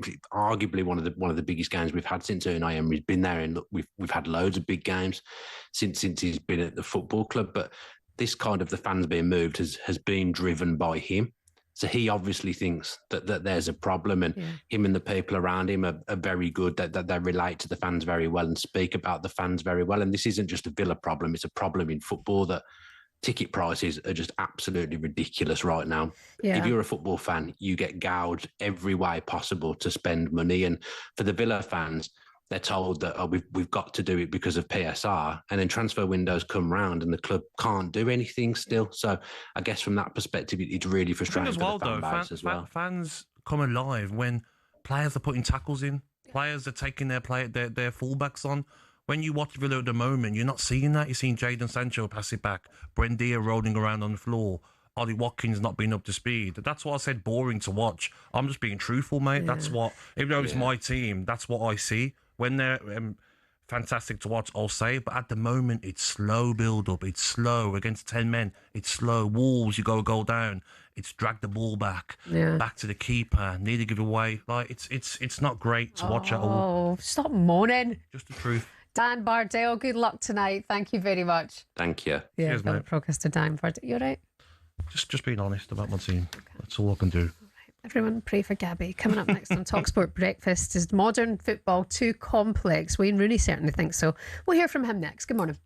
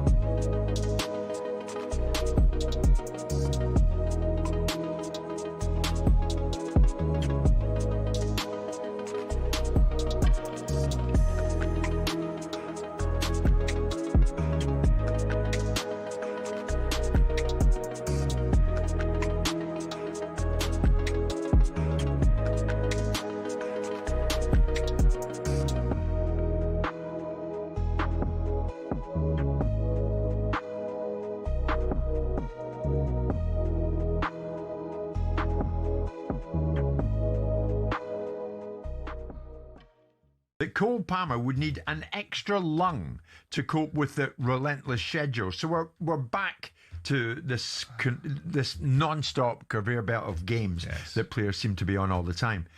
Until moving to Chelsea in the summer of 2023, Cole Palmer had not played more than 1,000 minutes of senior football in one season. All right. He played 3,750 minutes for Chelsea in his first campaign, 4,180 minutes 40 games. in his last season. So? No, but Maheta goes on. And this wasn't a conversation that happened in the toilet. This is me quoting him from elsewhere. You followed him around, did you? I did. When I look at someone like Cole Palmer, if he goes to the World Cup, well, he probably will, won't he? Yeah. He could go. It doesn't give you an extra lung or leg. I want to see Cole Palmer on the pitch because he's the one that makes me dream. So he's back banging the drum. The more you beat the same drum. Well, your complaints are useless unless you can provide a solution to the ever-decreasing circle of the requirements of finances to meet the expectations of his own members that don't actually pay anything to be in his union, or pay such a small amount that it's equivalent to an ice cream. That there is no circle to square here. I don't care about their opinion. I care about their suggestion of what the solution looks like.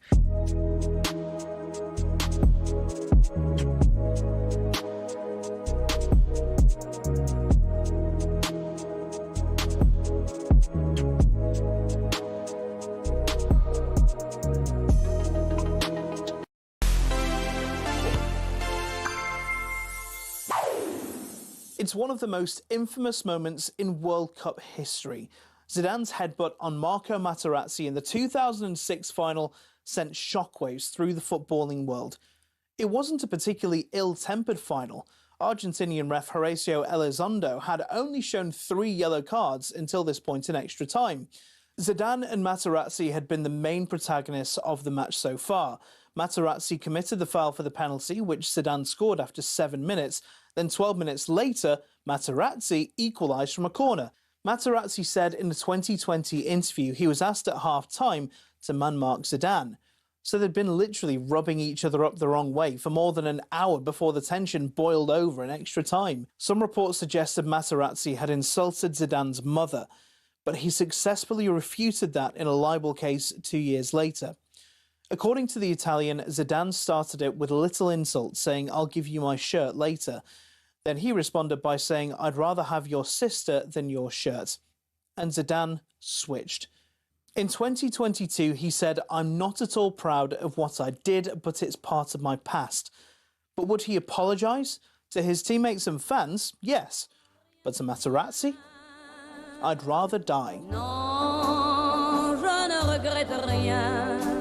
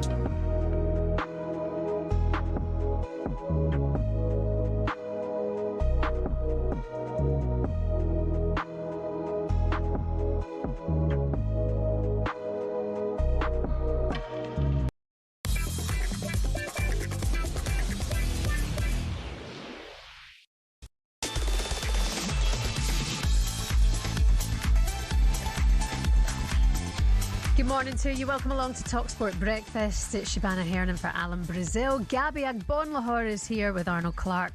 With over 20,000 used cars online to choose from, they'll have the car for you. Soccer Aid for UNICEF celebrates its 20th anniversary this summer. Gab, did you get the invite? No, I did not. Did you? No, was that at the time you took out the guy from One Direction? Oh, yes. Never mind. Back on the pitch. No regrets. Yeah, UNICEF and Soccer Aid back with us here at talkSPORT at the London Stadium. 31st of May, England take on Soccer Aid World in the world's biggest charity football match that has already raised £121 million for UNICEF since 2006. So you've got Robbie Williams there. Did I see yesterday, though, that it's on the same day as the Women's FA Cup final? You saw right. Is that right? Yeah, 31st What's your of May. thoughts on that? It's classic, isn't it? I mean, we're saying we're trying to get to the bottom of building women's fan bases. It would help if the men weren't playing on the same day, but we're still seeing that this season. Yeah. You know. Doesn't help, does it? Yeah, it really doesn't help. The women's fan bases are trying to build themselves because you can't count on the Premier League's organisation of the fixtures to say that the men's fan base might be there as well if they wanted to support the women. So it's a bit of a mess. The only thing is the Soccer Aid is at the London Stadium. That's a 6:30 kick-off. Okay. And usually the FA Cup's at Wembley at 1 or 2 p.m. Yeah, so you can do both. So maybe you could do both on the same day, yeah. You know, get a tube across the road. But it's a lot of money. It's another big ticket to pay for, I guess. Agreed. But not great. Not a good look. We've got Robbie Williams there. He's the England manager. Does he get Andy Goldstein a call up if he's friends with him? He might do. Andy done well, didn't he? He scored that goal, didn't he, in training? He did. Fantastic effort, yes. And then Sam Matterface Still put goes on commentary about over it. Still goes on about it, the lad. Wayne Rooney's there, Jill Scott, Jermaine Defoe, Joe Hart, Steph Houghton, Tony Duggan, Tom Hiddleston, the night manager. He's there. Do you watch the night manager? No, I do not. But I do love Soccer Aid, what it raises as well. And you see some funny moments, don't you, throughout the game? Yeah. Joe Marler's going to be there as well. Of course he is. Loves it, doesn't he? Usain Bolt is looking after the World's 11. Returns to the scene of his London 2012 heroics. He'll be able to call on the likes of Jordi Alba, Bonucci and Edwin van der Sar in his team. So tickets are on sale now. socceraid.org.uk/tickets. It's adult tickets from £20 and juniors from a tenner. Manchester United legend Wayne Rooney sat down with talkSPORT's Anil Condola to talk about Michael Carrick's influence at Manchester United and shared his own views on whether modern football has become too complex. I think what Michael's done is gone in, he's simplified that and give players a clear message of what the role is. And I'm sure there's been a demand of you have to run, you have to work, you have to tackle. It sounds simple, but the basics of football, and that's what he's done. The players have certainly took to that and had a great start. Do you agree with Wayne Rooney there? Is it too complex now? Yeah, it's not the same game of football, is it? But what everyone keeps moaning about is these fouls on the corners. It's like what I hate the most, Shebahn, is the referees going over and warning them. Why don't you just lead them to it? And if you think once a foul, give a penalty. If you think it's the other way around, give a free kick. Why are you warning them? Then it happens again and he stops them again and brings them over. That's the problem I've got with it. If you start giving penalties, they'll soon stop, the players. It's because now they know they can get away with it. And it's just utter carnage, isn't it? Yeah, it's carnage. Yesterday, they were talking about Gabby's Agbonlahor boardroom plan, his 5 ways to improve football. Wingers can't pass backwards. No VAR, I think we'll all take that. 1 goal a game from corners. Stop clubs from diving. No grappling at corners. So let's ask our next guest if he agrees with any of these. Former Leeds and Man City defender who represented England at the 2002 World Cup. With us now, Danny Mills. Good morning, Danny. Morning, Danny. Good morning, Shebahn. Morning, Gabs. Good to see you. Do you agree with this? Will this improve football? Wingers can't pass backwards. 1 goal a game from corners. Any of that? No VAR is probably about the only one. He's a I would fullback. suggest from that. He wants the wingers to keep passing it back. He'll get an easy 90 minutes.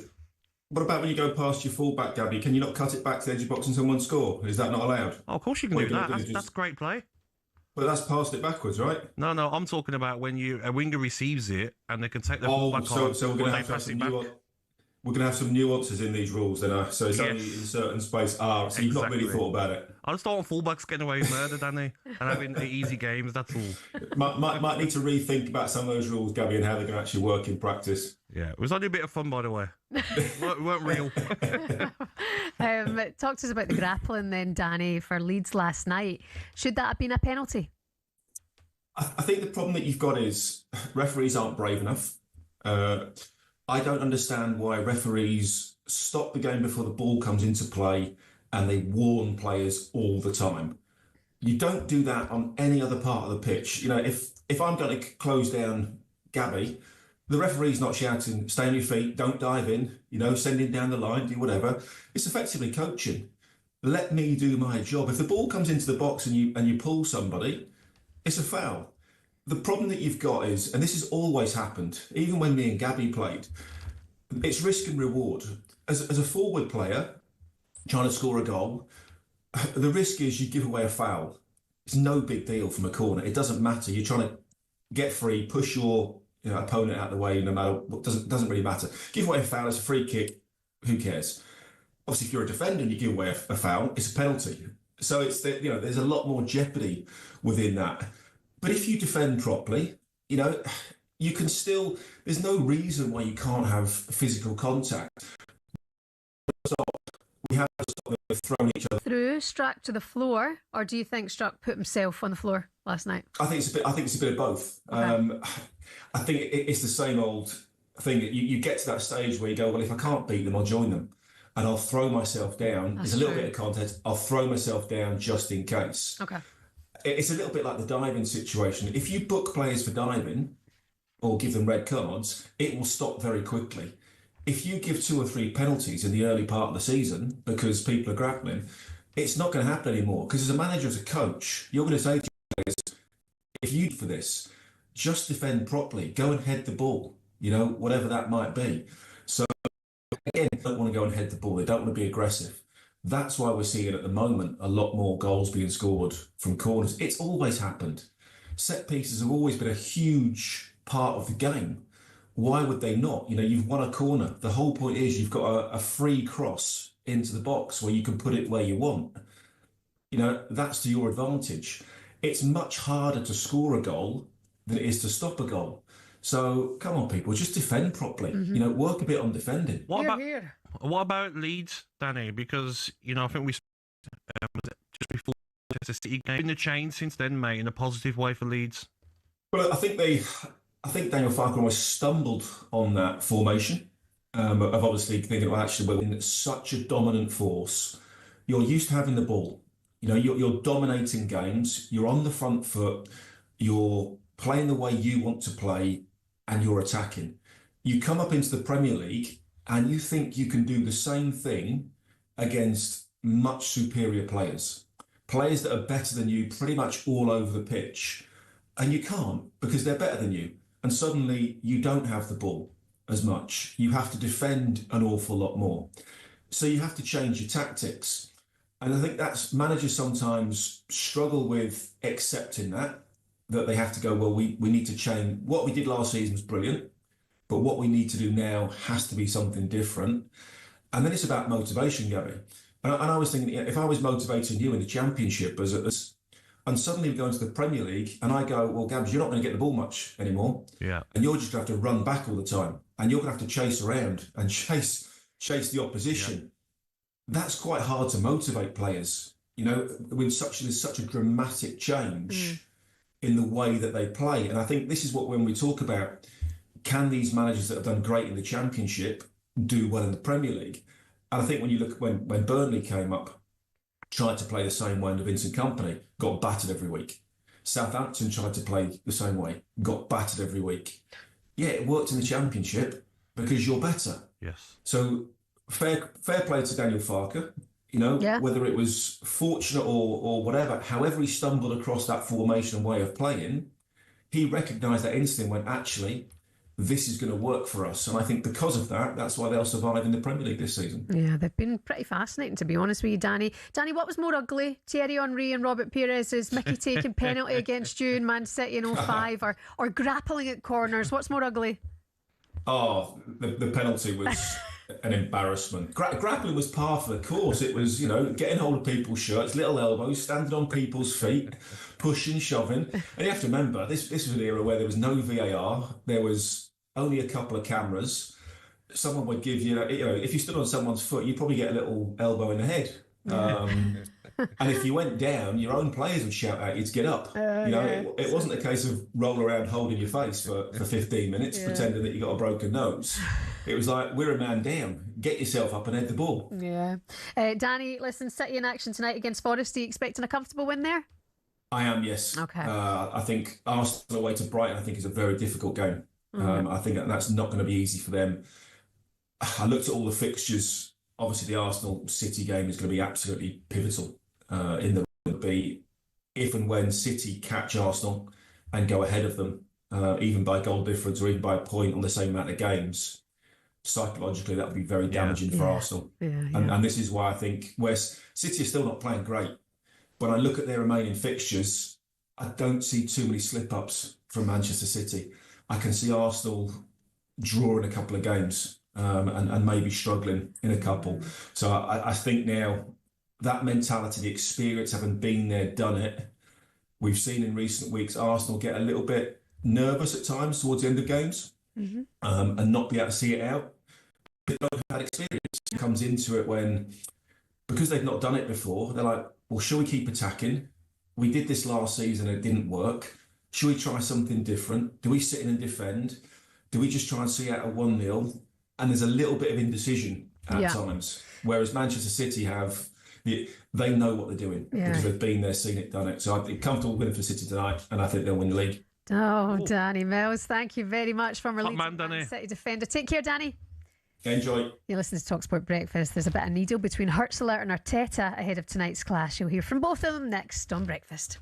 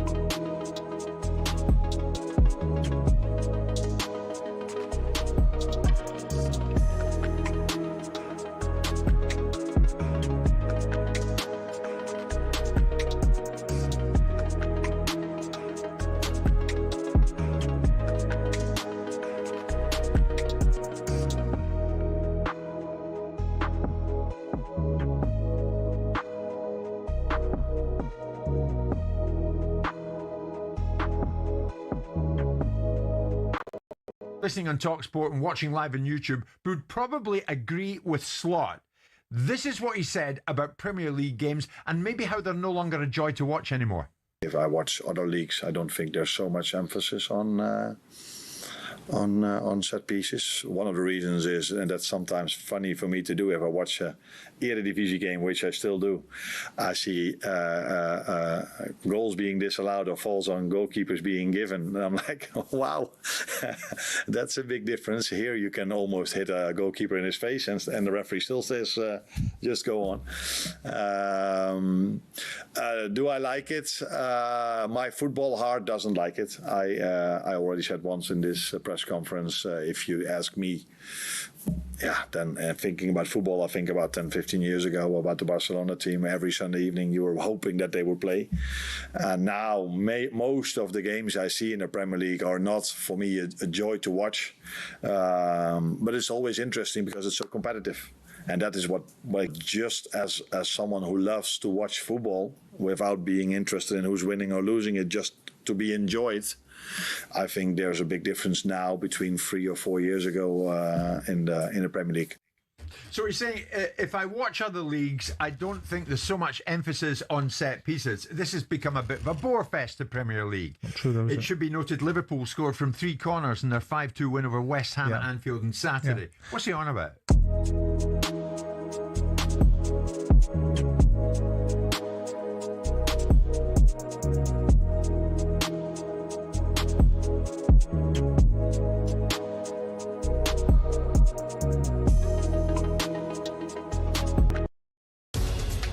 The Green Party have won the Denton and Gorton by-election. Labour in third place. Breaking news that Peter Mandelson has now been arrested. So Mandy and Andy have now both had their collars felt. What would Andrew Loney tell them to do? To come clean, be honest. And if Charles is complicit in this cover-up, which I believe he is, then I think he has to fall on his sword. When you define sex, what your gender or sex, what you mean is biological sex, and that's a man or woman, what you are physically, not what you think you are on a Wednesday afternoon.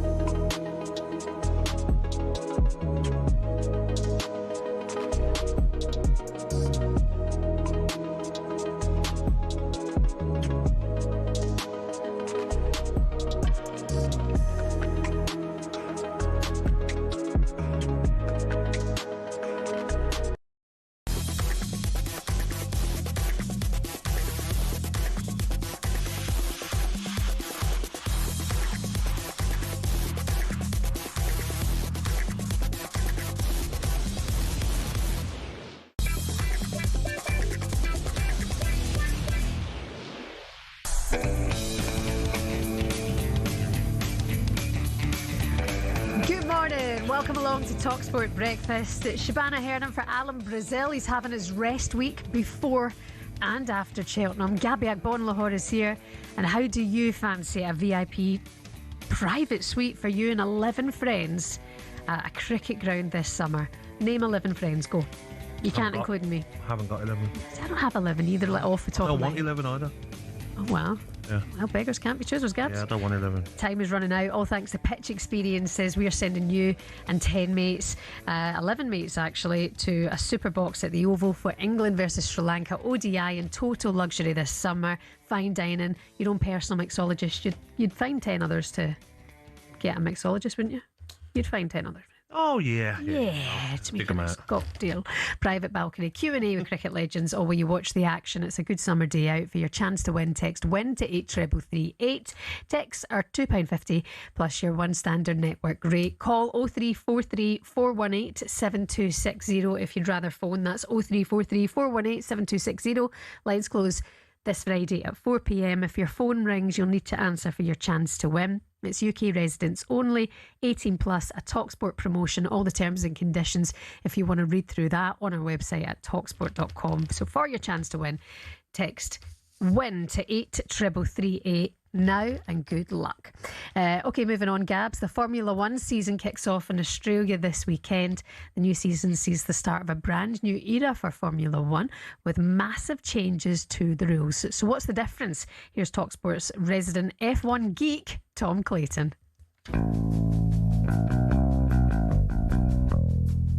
Pretty much everything has changed.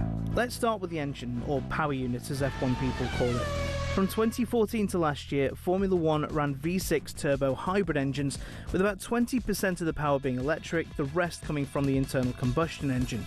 This year, though, it's the same fundamental engine, but the electricity split has changed to almost 50-50, and they've removed an internal electricity generator in the engine called the MGU-H, meaning it'll be down to the drivers to keep the power up. Then, the aerodynamics of the car are totally different too. Gone is the so-called ground effect era, where teams would run their cars as low as possible to the ground. The front wings are narrower, and DRS, the mechanism that opened the rear wing on the straights, has gone. Instead, we have something called active aero, where when a car goes onto a straight, the front and rear wings will essentially fold down, meaning there's less drag and they can go faster. In general, the cars are shorter, narrower and 30 kilograms lighter, which F1 bosses will hope bring a more competitive spectacle. With all these changes, we have genuinely no idea who's going to be the fastest, but early indications from testing suggest Mercedes and Ferrari may have the early advantage. Oh, he just said what you were going to say. I know. You had that stole my thunder. all ready to go. F1 Down Under, Gabs, all back this weekend. Like we've seen new regulations, as Tom explains there. Who will they benefit? Last season, McLaren reigned supreme. Lando Norris was crowned champion for the first time, and the team secured back-to-back constructors' titles with 6 races to go. Will it be different this time round? There's one talking point. What's that? Big Lewis Hamilton. Big. Looking for a new world title. However, he's got himself a new girlfriend. Is it definite? Yeah. They were at the Super Bowl together. Yeah, but I believe that. Kim Kardashian. Probably don't even speak to each other. Let's go to the Super Bowl together. You know, we've gone viral because we went to the Cotswolds together in Paris. Why? Excuse me. She's had more boyfriends. Oh my God, you're not boyfriend shaming. So I'm sure Lewis Hamilton's the flavour of the month, and then I'm sure in a couple of months there'll be someone else, so that there can be the power couple. Do me a favour. Right, okay, we're bringing in F1 pundit and former racing driver Billy Munger now. Billy, do you think this is a genuine relationship between Lewis and Kim Kardashian, Billy? Yeah, I don't want to speculate. Sorted. Nobody really cares about that if you're an F1 purist. These changes, who will it affect, and who will it, help along the way?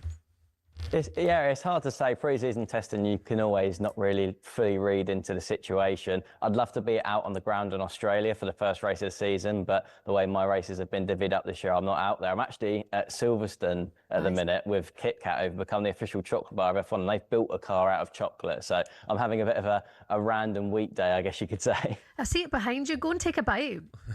Yeah, it's tempting.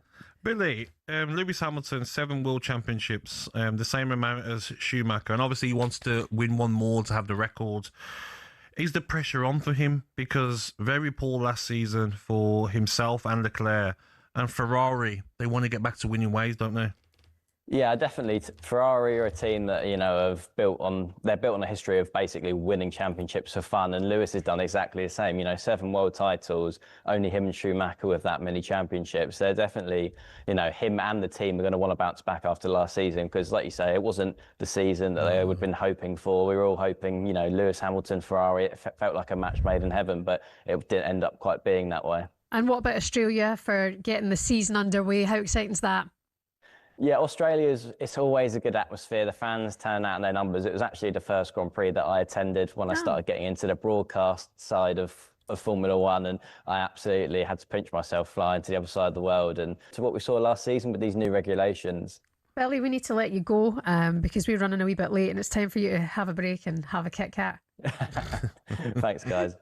Thanks, Thank Billy. you, Billy. Billy Munger there, former F1 driver. Sorry that one happened again. Here's what's coming up for you on the show. Superstar Breakfast preview on talkSPORT with Travis Perkins. Doing what matters for the trade. Find your local branch at travisperkins.co.uk. Coming up for you, talkSPORT's biggest Arsenal critic, Adrian Durham, is here to give his verdict on Set Piece FC. He'll be sharing his thoughts on whether Arsenal's recent focus on set pieces has made their football boring to watch, and reacting to the news that there'll be no Premier League or Championship football next to Easter. That was our breakfast preview with Travis Perkins. Higher. Superstar Breakfast preview on talkSPORT with Travis Perkins. Bricks on bricks on bricks. Over 40 million available to order with delivery to site. That's one less thing to worry about.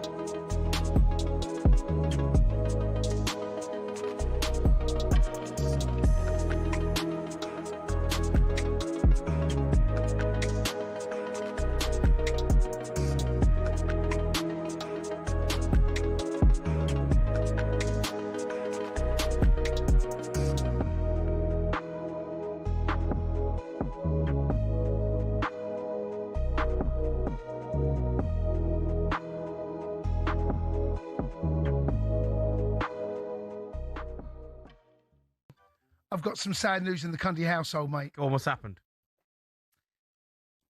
So the lucky Mr. C took our little dog out, Crumble, his little small Bichon. Took him Crumble. out. His name's Crumble. Took him out for a walk on Saturday. Bit like Chelsea. Saturday morning.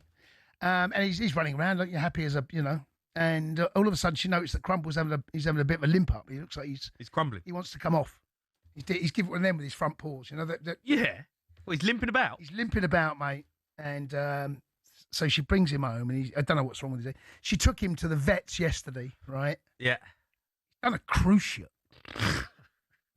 What? Crumble's done a cruciate. Right? Seriously, right? He's out for the rest of the season, poor little thing. He's out for the rest of the season. Crumble's crumbled. Crumble's crumbled, mate. Well, it's not a proper cundy dog unless you have a problem with your leg. I mean, right? That sums your household up. It sums up the cundies, You mate. got no knees in you and no knees in the dog. So the dog, I didn't even know dogs had cruciates. I had no idea. It's the first thing. So my wife's with the vet, and he's having a little fiddle about, and he turns around, pet insurance. But he's having an operation on Thursday, mate. Oh, is he all right, though? No, he's not. He's not, no. mate. He's feeling he's a bit withdrawn, feeling very sorry for himself. He's out for the rest of the season. His World Cup hopes are finished. He's over. They're over, mate, for little Crumble dog. He's absolutely crumbled. He's crumbled, poor little thing. I know.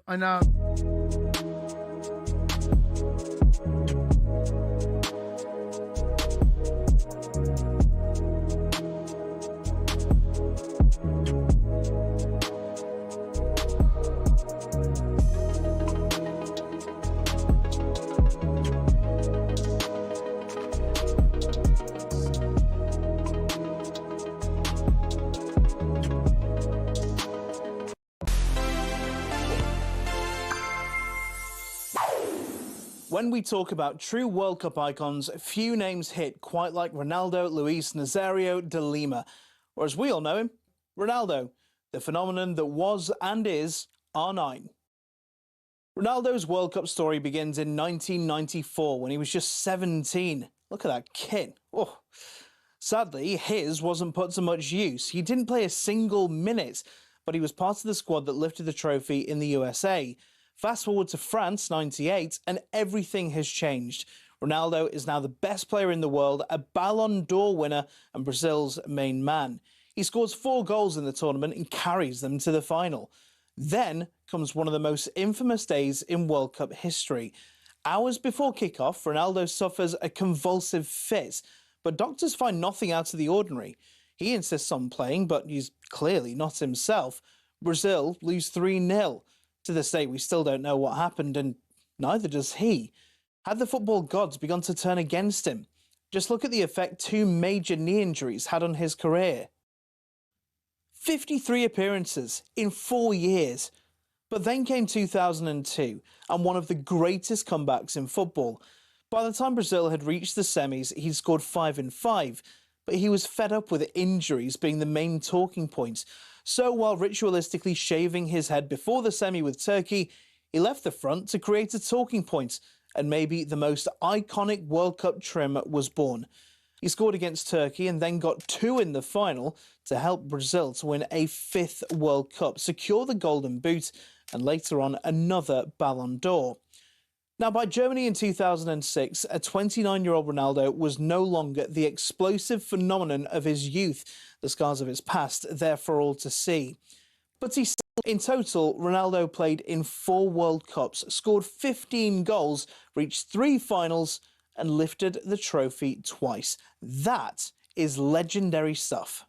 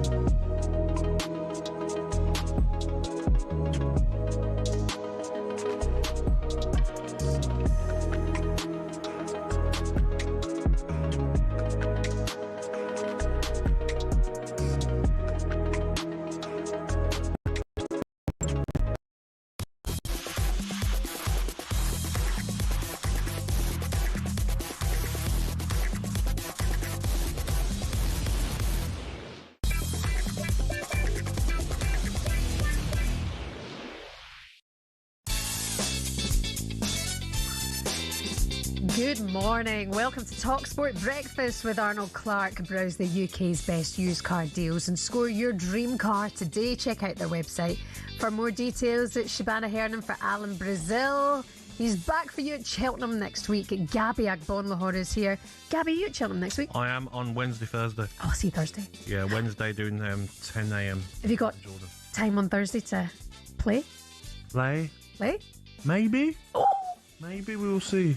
Maybe. Yeah, I might have something for you then, my friend. Oh, really? You, Interesting. Okay, we'll talk after what, the show. money to bet on? I'm not going to give you money, no. Oh, okay. I'll give you some tips though. Okay, Don't forget to clean behind your ears. On the way for you this morning, former Man United goalkeeper Ben Foster will join us to look ahead to tonight's huge game as United go to a struggling Newcastle side in the Premier League. Big Newcastle inquest coming up in around half an hour. 03717 223344 is the number. Is this the biggest game of Eddie Howe's tenure so far this season? And we'll continue to dive into the most divisive and most effective tool in football right now, set pieces. Fabian Hurtzler and Mikel Arteta have been at distant loggerheads over this. No one recognizes it, but when Arsenal has a corner and they are leading, sometimes they spend over 1 minute just to take a corner, and therefore I think we just have to make like clear rules, because then in the end we have a netto game time of 50 minutes instead of sometimes 65 minutes. So the game is changing so much. I certainly want to be. I'm upset that we don't score more and that we concede as well. So we want to be the best and the most dominant team in every aspect of the game, and that's the trajectory and the aim of this team. And as a club, we want to be the same. So try to do that. Mikel Arteta and Fabian Hurtzler there. Brighton meet Arsenal tonight. Yep. How do you feel about those comments from Fabian Hurtzler, firstly? Well, I agree with him.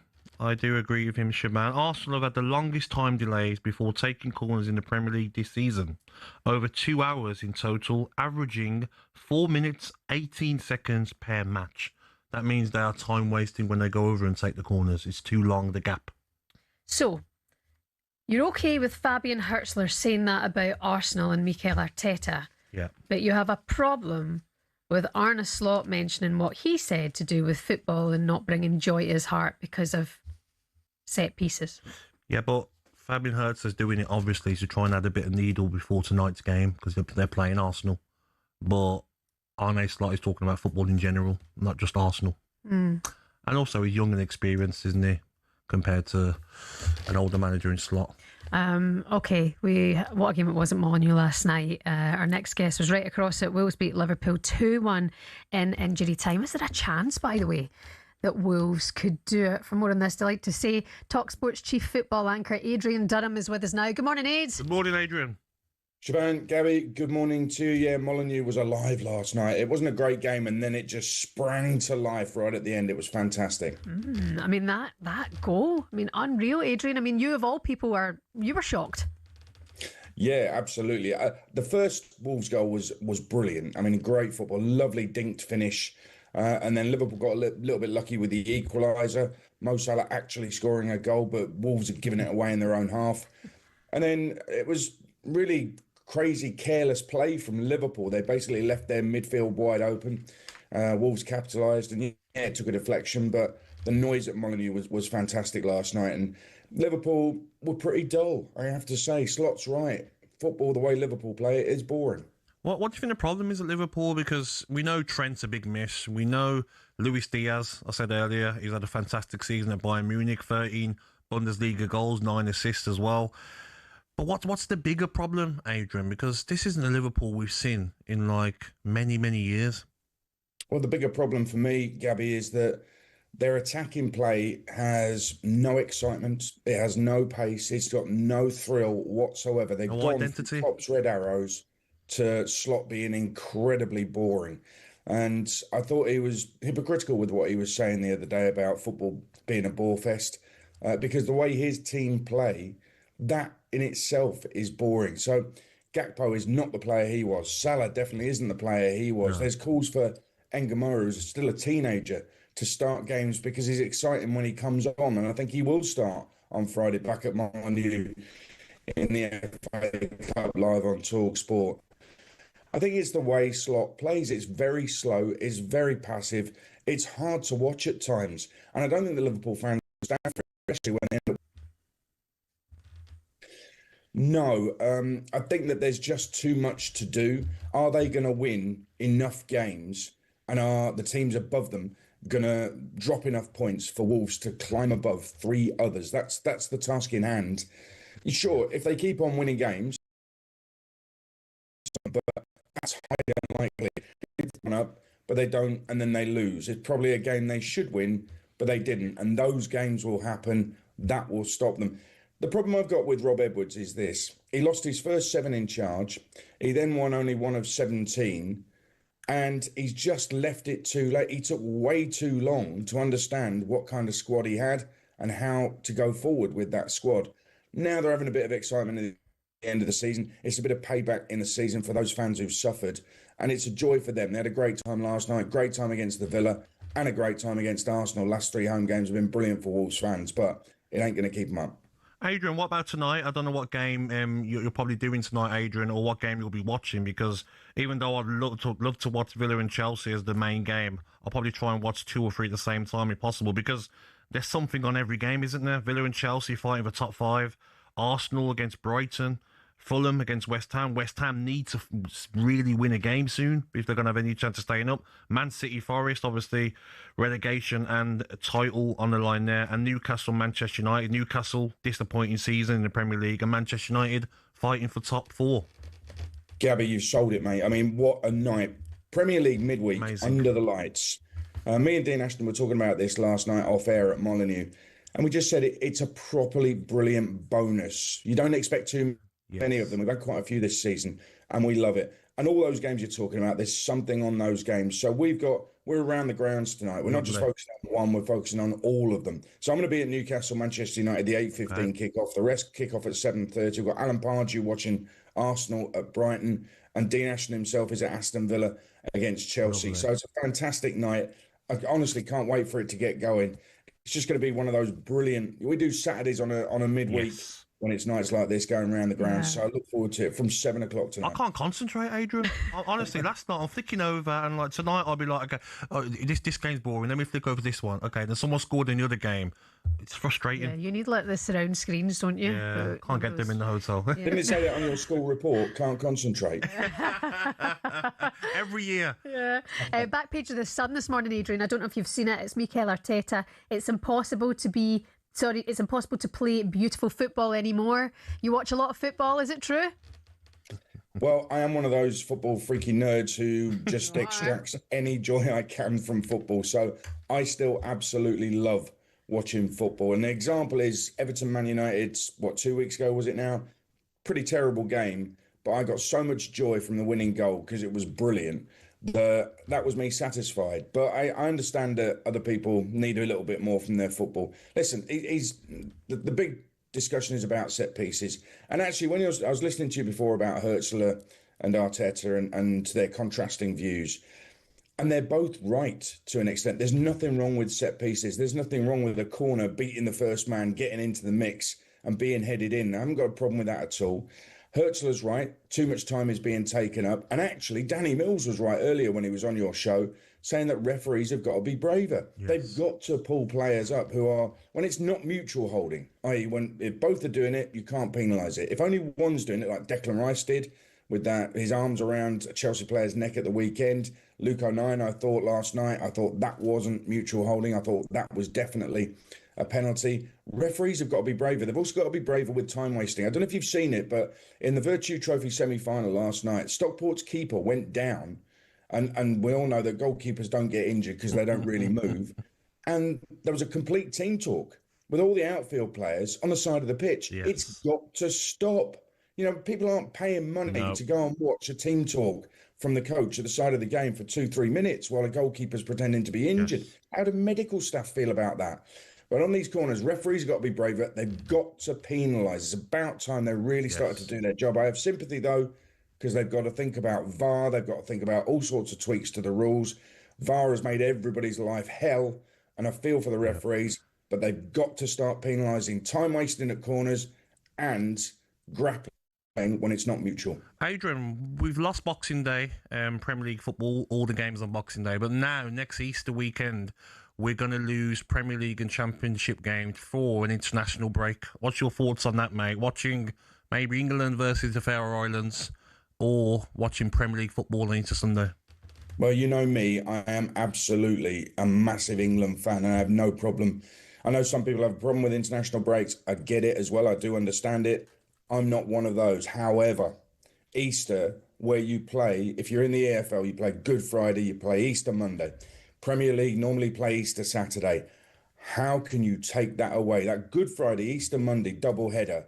I mean, they used to call, and they still call it in the EFL, make or break. Easter's make or break, because it's that time of the season, early April, mid-April, and you've got 6 points to play for. It can suddenly transform everything in a negative or a positive way. And now they're going to take that away. That, to me, is massively, massively disappointing.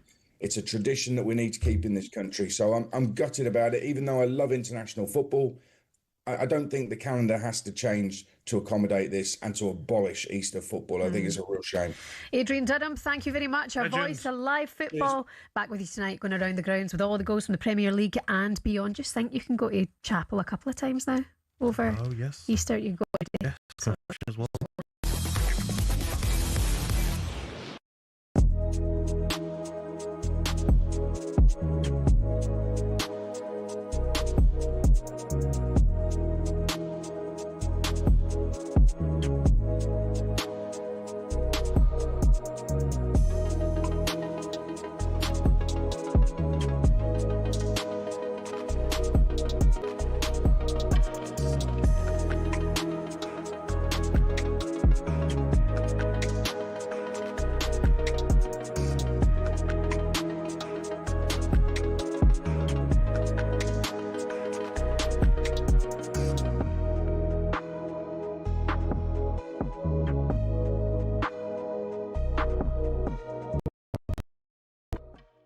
I know you won't be too pleased with the way it finished at the Old Firm game. Wasn't the referee absolutely fantastic?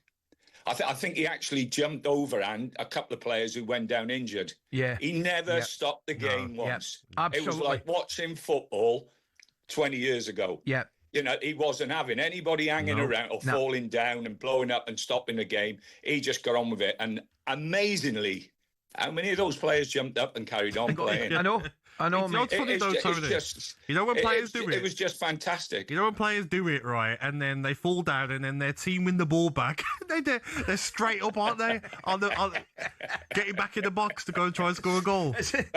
Andy, I know it'd be a very, very old-fashioned game in lots of respects. Great, obviously, unbelievable atmosphere.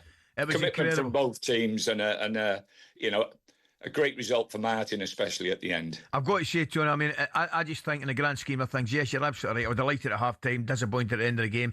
But in the grand scheme of things, well, what's happening up the road? Motherwell, mate, you won't be aware. I think Motherwell have got the best defensive record in Europe. They've only lost 18 goals and they're only 2 points behind, and they've got to play Celtic twice, Hearts twice, Rangers once. It's what an end to the season we're having, mate. It's brilliant. Yeah, brilliant. Well, brilliant. And brilliant. Those.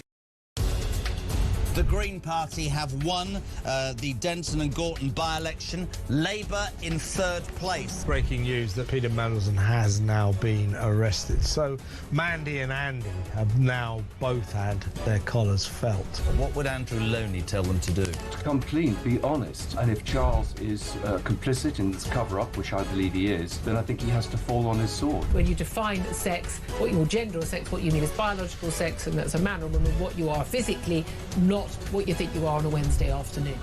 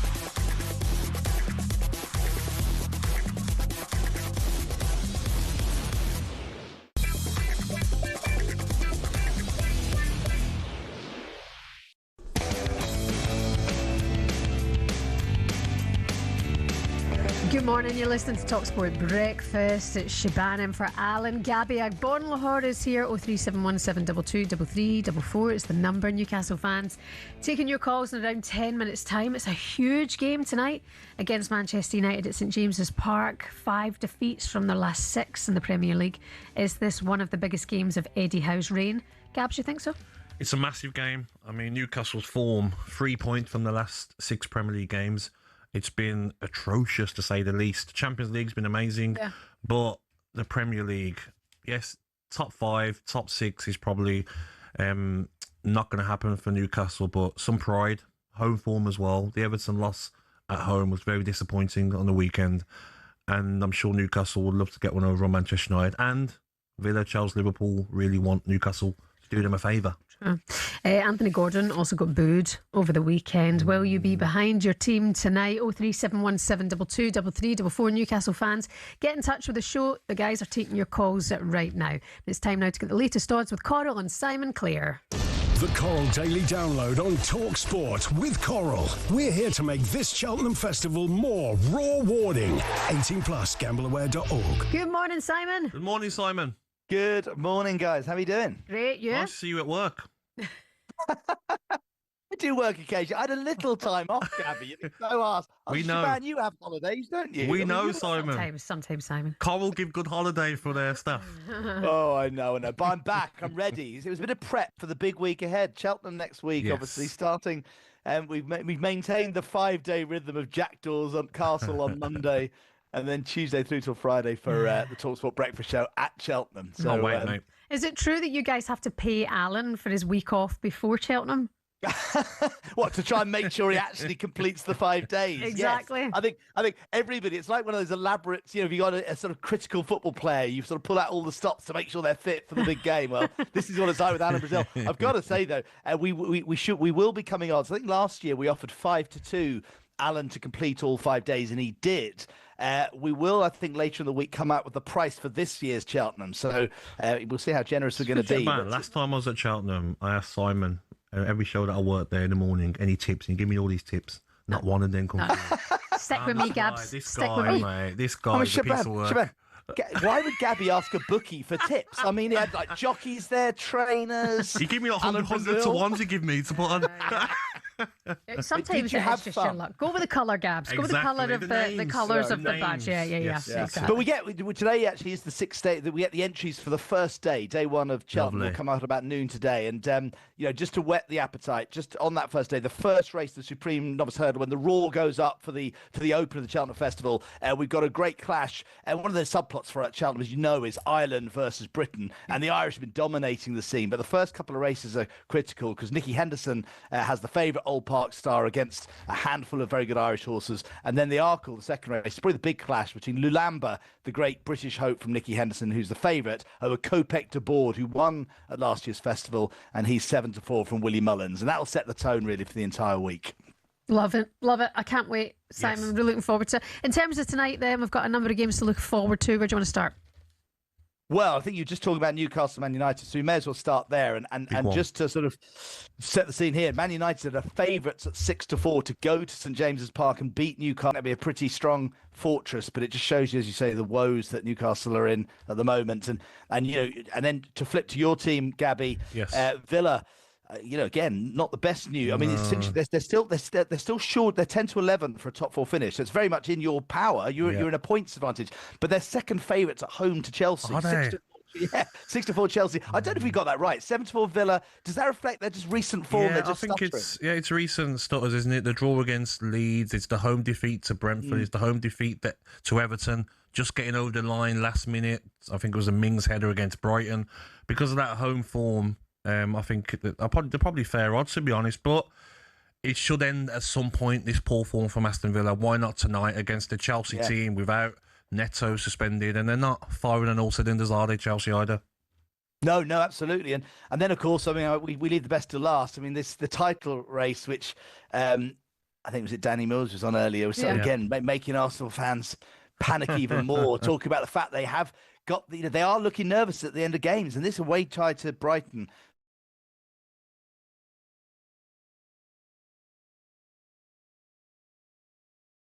Nottingham Forest needed a result. They went there and Brighton were the better team and beat them 2-1. And I think this is a tough game. I do think Arsenal win tonight, but it wouldn't surprise me if it's another 2-1 win for Arsenal.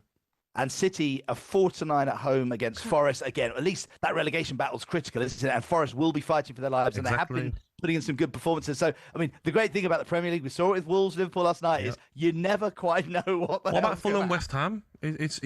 West Ham need a result, but you probably back Fulham again tonight, don't you? They're in good form at Craven Cottage. Aren't they, Fulham? Yeah, they're playing really well. Even money, Fulham at home, 5-2 the draw. West Ham, 5-2 again. That relegation battle, they're 8-11 to go down. Forest are 5-2, and Spurs just 7-2 now for relegation. They play tomorrow night against Palace. Tough game. Oh my God, it's getting nervy. Simon, talk to me about nerves. Let's go to the game of the night up the road, Aberdeen Celtic.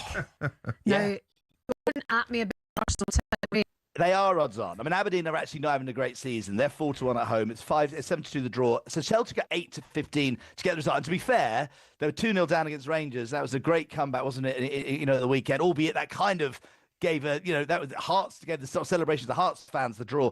But the Hearts are 11-10 favourites now to win the title. It's very tight. 5-2 Celtic, 11-4 Rangers. But I know Celtic fans would love to romp the title like they did for many years, but this is exciting for neutrals and it's great for Scottish football. So think of the positive, Shebahn. But yes, you're in a fierce battle for the title. Your odds against at 5-2, but you are odds on tonight to get your 3 points. I'll take it, Simon. Thank you very much, Simon. Thank you, Simon. Cheers, guys. See you next week. Coral, that was the latest odds. 18+. Be gambleaware.org.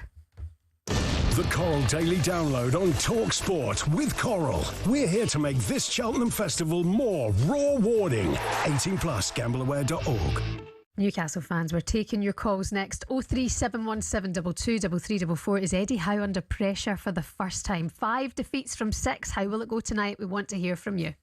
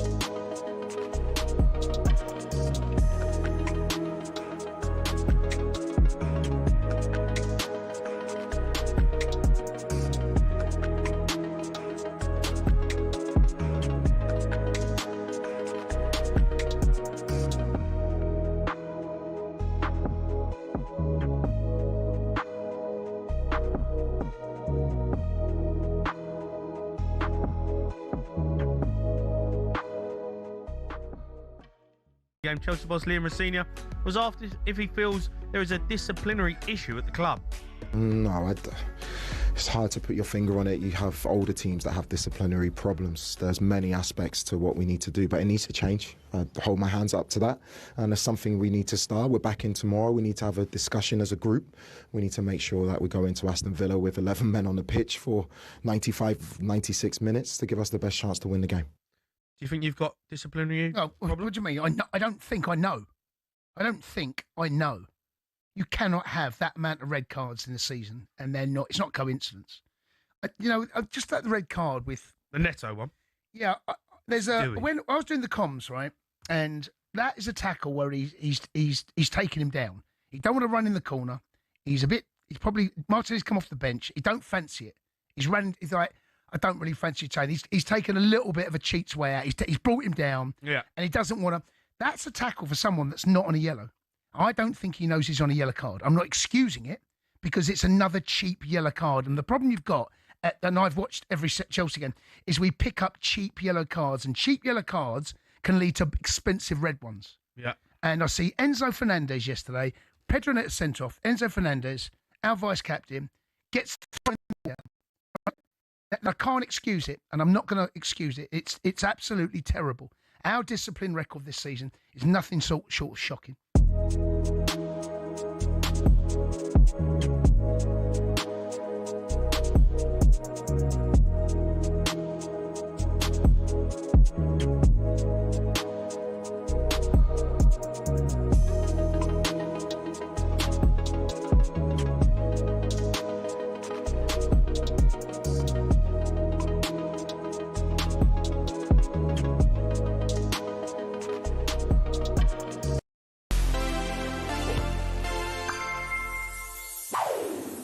It's one of the most infamous moments in World Cup history.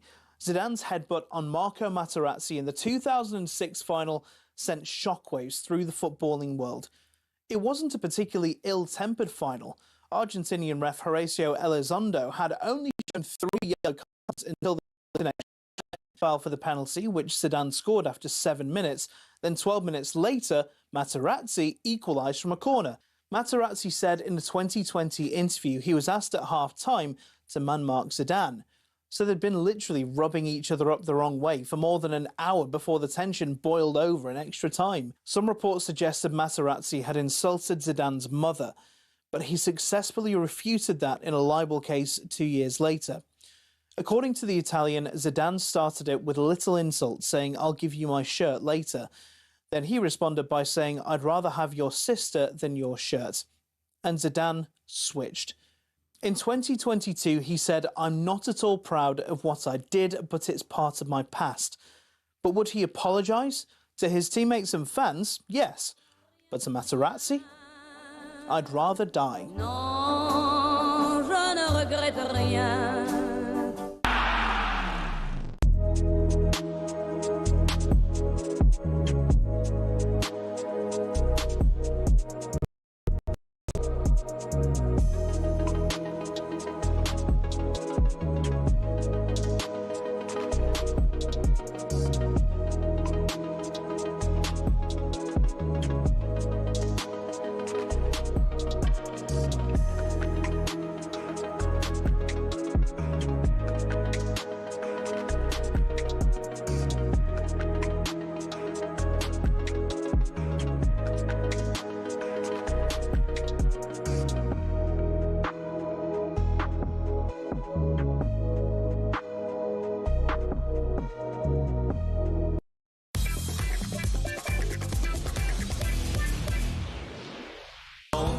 Morning to you. Welcome along to talkSPORT Breakfast. It's Shebahn and for Alan. Gabby Agbonlahor is here with Arnold Clark with over 20,000 used cars online to choose from.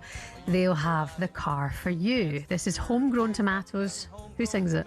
No idea. Big Johnny Denver boy. Is it? Never heard of him. Yeah. You have heard of John Denver? I haven't, no.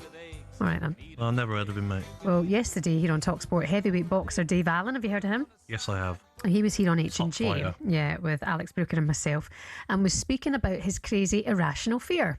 When I was a kid, right, so 3-4 years of age, I've got a few big sisters, but one of them in particular, Danielle, she used to get like tomato ketchup comes in like a bottle in it. So Yeah. she would literally pin me down and force feed me tomato ketchup. And then, as I got a bit older, I realised there's real tomatoes. And sometimes when Never tried pizza or anything, have you? No, I would never try pizza. I went with Jim White for a pizza once actually. But one time I came back home, right, and I've been winding him up because I do that sometimes. He was sat on the sofa, he had a tomato in each hand. Yeah. He had a tomato in each hand. So what if What?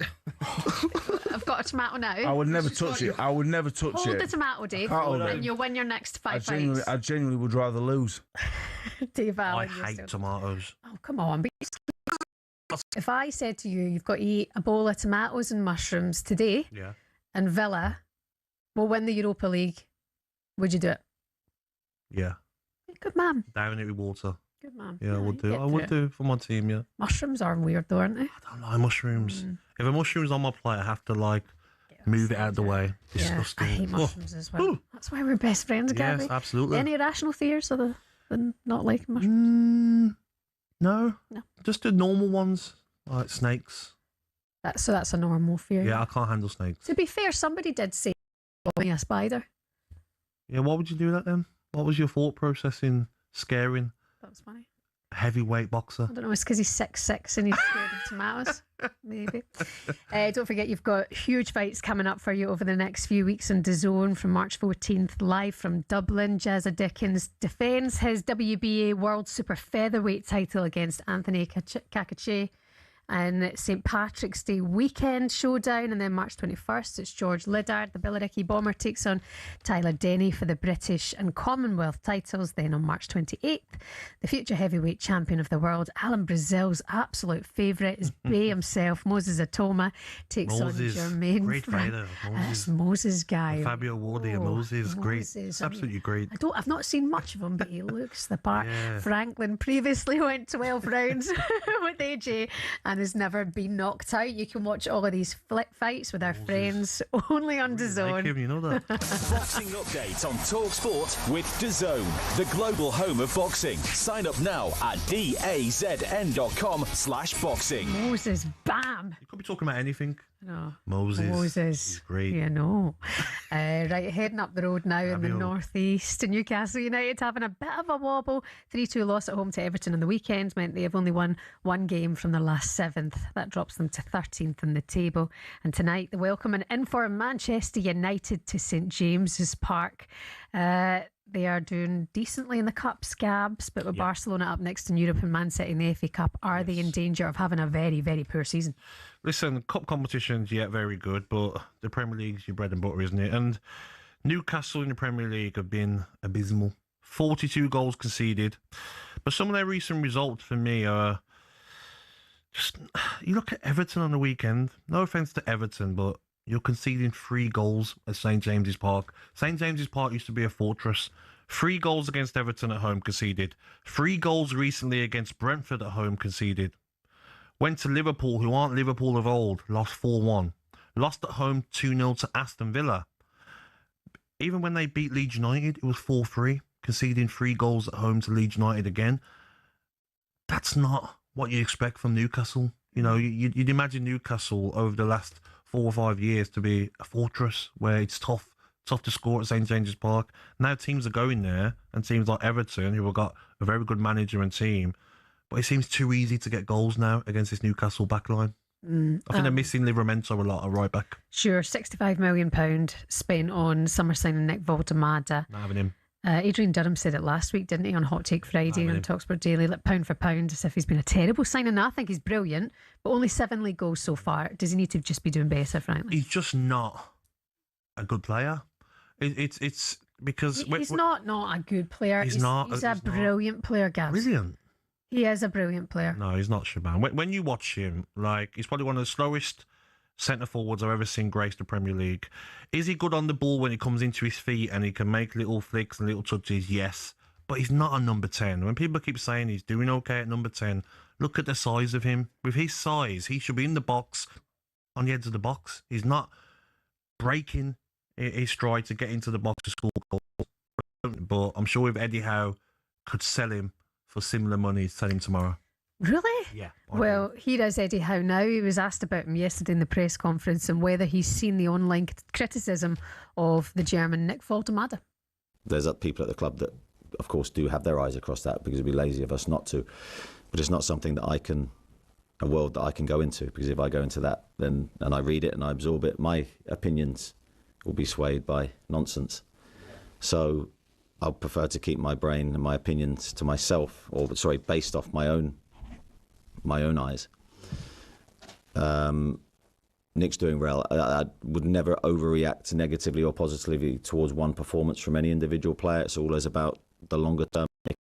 Continue to improve. Yeah, manager's always going to back his player, but I just watch him and I'm not sure about him. And even when he plays in that number 10 position. Okay, we can head to the phone lines now. 03717 223344. Lindsay, the Newcastle fan, is with us now. Lindsay, good morning. Are you having Nick Valdemada? Good morning, Lindsay. Morning, guys. How we doing? Yeah, good, you? Well, I'm more shocked that Eddie's not had more pressure on him from Christmas, to be fair, from you guys mainly, i.e. media. We've only won 3 games away the whole season, pretty much. We've dropped most points from a winning position in our Premier League history. He's using Valdemada as a scapegoat. Why is that giving him leniency, really, to waste 150 million on Alanga, Wissa and Ramsey? And blame a striker that's still getting ready for the Premier League. Lindsay, what's the problem though with the home form? Like, teams find it so easy to score against you. Everton 3, Brentford 3, Villa got 2, Leeds got 3. So he never prioritised where we needed to strengthen. Granted, when the Rat left, the Rat. Who's the Rat? We had to put someone up. Isak, I would imagine the Rat. Who's the Rat, Lindsay? Isak, would it be? Oh yeah, Shebahn knows.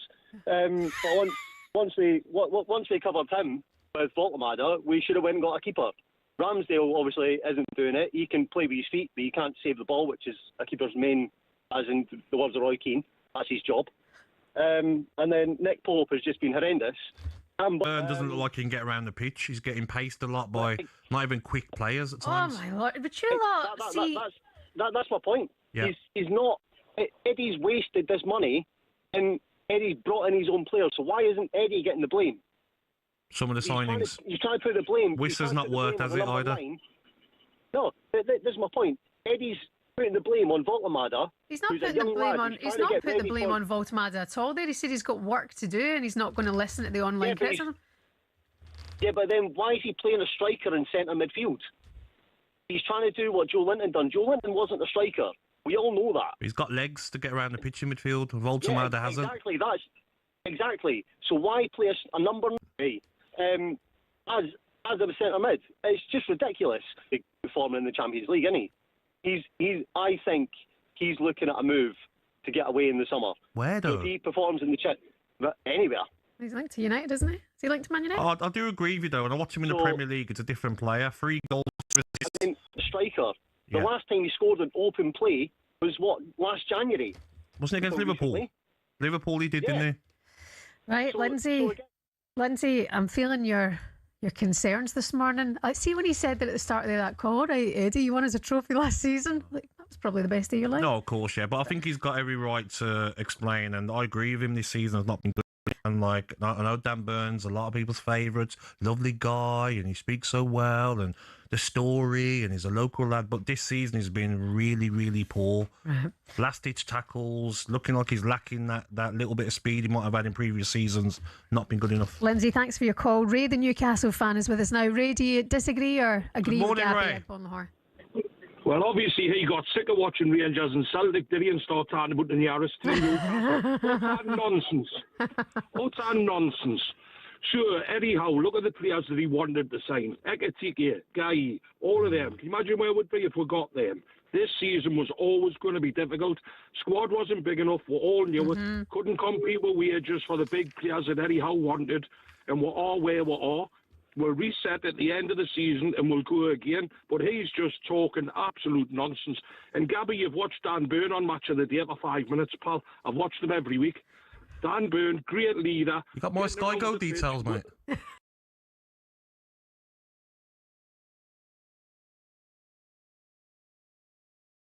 Oh, never. Law-abiding citizen, me, pal. No, me as well. Everybody's just got to calm down. Everybody's got to calm down, right? We've went up. We've levelled off this season. It's been a struggle. If you'd said 5 years ago to people, semi-final of a Carabao Cup, you're still in the FA Cup and you're in the knockout stages of the Champions League and they want to get rid of Eddie Howe. From now on, you shouldn't have anybody on this radio that hasn't watched Newcastle for at least 5 years because they just talk utter nonsense when they come on. Ray, I agree with you. I'm sticking with Eddie Howe as well. Keep your calls coming in on 3717 223344. All right, yeah, it's been a poor Premier League campaign, but you can't. I'm not saying. I didn't say Eddie Howe should go. That's what the call said. No way what he's done for that football club. But you have to call it as it is. Dan Burn hasn't been at the levels. I have watched Newcastle games. I don't actually watch Match of the Day.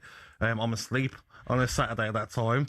I'm an old man now. But the players that we're calling out haven't been good enough. Simple as that, to the levels that they've showed. Yeah, that's the point of the opinions. 03717 223344. You're listening to talkSPORT Breakfast. Coming up next, we're heading north of the border. Are the old firm destined to miss out on the title?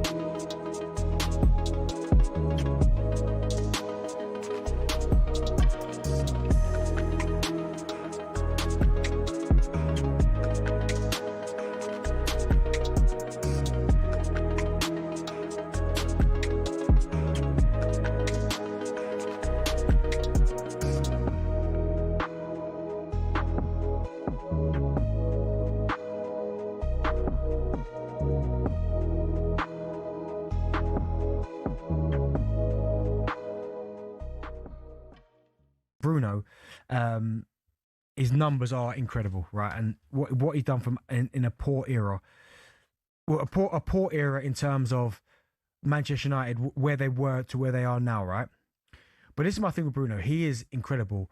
But I always compare it to, I look at the Man United teams he's played in, right? And I look at the teams that Steven Gerrard plays in at Liverpool, right? Which were probably equally as bad at times. And I look what Steven Gerrard did for Liverpool in terms of, didn't moan about it, got on with it. Look what he's won them, FA Cups, Champions League. I just feel Bruno could have not, you know what I mean, done more in the bigger games to get Man United over the line. I know he won the FA Cup to win something else. I mean, honestly, some of the teams Steven Gerrard played in, and I played against them, like, yes, Carragher was there, good player. Steven Gerrard, there were times it felt like Steven was playing his own. It's a fair point you make, but Gerrard didn't have these numbers, and I don't. No, but he didn't have to have the numbers. No, I'm talking about his trophy cabinet. But I don't know why. If we're talking about Bruno Fernandes being PFA Player of the Year this year, I don't know why we need to compare him to another player. Let's take Bruno. No, but I'm talking about in terms of an overall picture where some people will put Bruno compared to, and I can only make that example because I remember playing against certain Liverpool teams. Yeah. And I'm thinking, oh my goodness, but somehow they've managed to win the Champions League, get to Champions League finals, win FA Cups because he's been the difference. Do you know what I mean? So, prime example, Europa League last year, Tottenham. Yeah. Where was I hear what you're saying. But if you look at Thierry Henry, right, who you understandably call the best player ever to grace the Premier League, I could name other strikers that have played up top. Yeah. Like Didier Drogba, that have pulled their team over the finish line in bigger games like Champions Leagues. Yeah. And Henry didn't do it.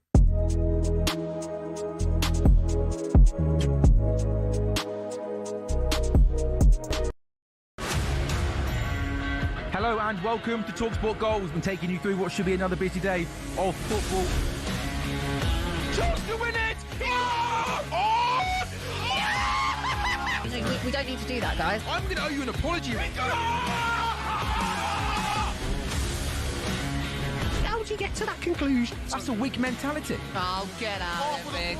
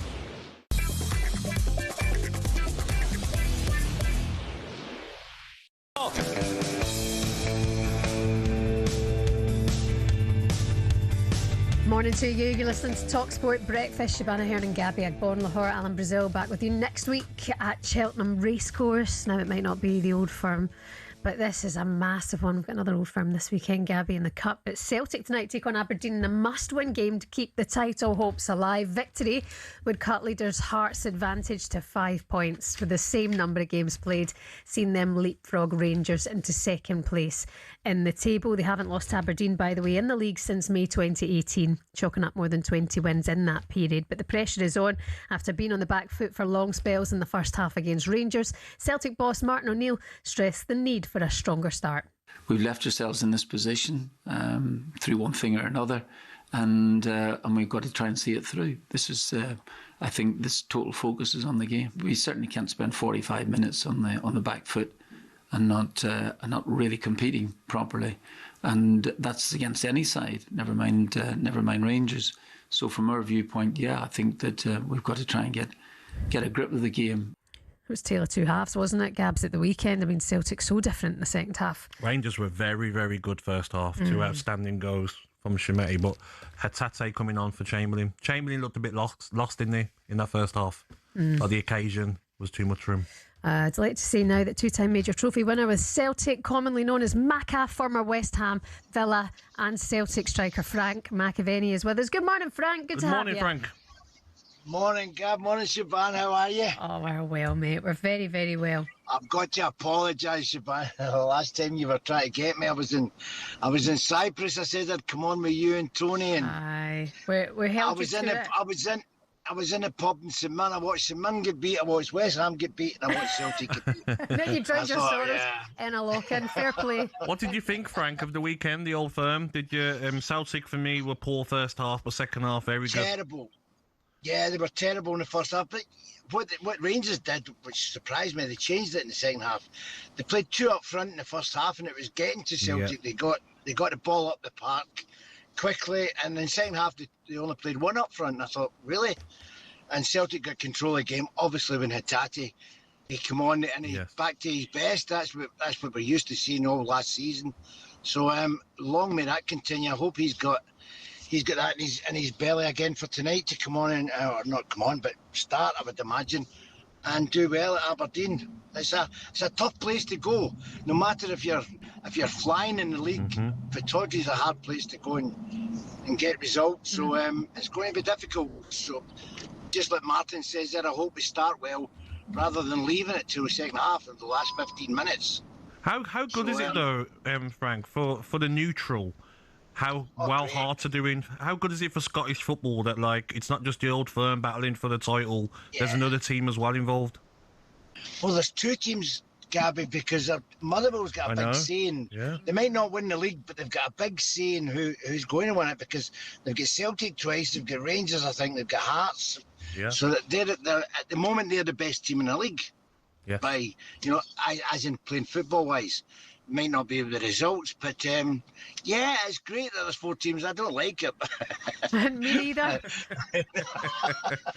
But yeah, it's good for the neutral, and it's great for everyone concerned in Scottish football. It's great for the sponsors and all that kind of stuff, but it's not for the faint-hearted. But Celtic's not played. I mean, Shebahn, you've been watching them. Celtic's not played anywhere near the capabilities they can play, and you see them. The last 20 minutes to start playing, but it's way too much. It's happening too much this season. Yeah, it's a bit. Listen, they've been off it the majority of the season. Had Wilfred Nancy maybe not happened, maybe we wouldn't be in this situation. But you've got to give the credit to Hearts. Yes, Rangers and Celtic have had a disastrous season, but on the same season, Tony Bloom's in there. He's invested. Hearts, credit to them, because when they lost Shankland, I thought they'll fall away here. Yeah. But look at Guy Braga and all. Devlin as well. Devlin's a big mess. He's an important player for them, and he's back shortly. So listen, you've got to say McInnes has done brilliant. Yeah, he's definitely give manager of the season. I would think. And fair play to Tony Bloom for coming in and doing this. I don't know what he's doing. He's doing this computer thing, getting players through all over the place. That's what they call it. But Frank, how good was it last season though, when Celtic were doing so well in the Champions League, and when they got through to the playoffs with players like Kun? Yeah. I love watching players like him, and when you lose a player like that and you don't replace him, you can see the fans' frustration, can't you? Even though they had enough to qualify for the Champions League, by the way, early on in the season, they should have won with the squad they had. But to lose top players like that and then not bring similar quality back in, you can see frustration, can't you, from fans? Well, they went toe-to-toe with Bayern Munich, and by all accounts should have won it. I mean, very, very nearly so. And then, as you say, they sell players, but they've not brought anyone in that's anywhere near the quality of the players that's going out. And that's no disrespect. I don't like talking about players, but there's some players in the team that don't learn either. Yeah. They're coming into. I mean, like Ox. I think Ox Chamberlain's a wonderful player. He came in. I understand what happened at the weekend, because he wouldn't have expected that. Exactly. The referee was brilliant at the weekend. He let tackles go. He said, "Get up." He didn't let anyone con him. And I thought it was a throwback to the old days when the referee knew when somebody tackled and somebody didn't, and I'm fed up with these people rolling about. Aren't we and all? The referee knew that and just said, "Look, get up it." And it was a great game to watch. So, and he got caught in the ball a couple of times. He showed his what he's got, but it just got caught up in that, and it was a bit hectic for him. So, Frank, we need to get fitter. We've got to go, but quickly, are West Ham staying up? yeah, it was. And who's yeah. who's winning the league? Who's winning the league up in Scotland? They've got to win tonight. Right. Celtic won the league, and West Ham will beat Fulham. Never change. We love you. Frank McAvery, have a good day. Take care, guys. Here's what's coming up on talkSPORT Breakfast. Superstar Breakfast preview on talkSPORT with Benchmarx Kitchens and Joinery. Get trade prices on kitchens to suit all styles and budgets at Benchmarx. When your tires are flat, Aston Villa. Come on tonight, please. Come on. Let's go. Villa fans, your man is here, your second all-time top goal scorer. Call him 03717 223344. Are you worried about tonight? Is the trick to beating Chelsea just getting someone sent off? Come on. Coming up next, we're going to hear from the Villa legend, former Villa captain himself, Gabby Agbonlahor will speak on that. That was our breakfast preview with Travis Perkins Hire. Superstar Breakfast preview on talkSPORT with Travis Perkins. With 250 hire branches nationwide, it's easy to hire at Travis Perkins.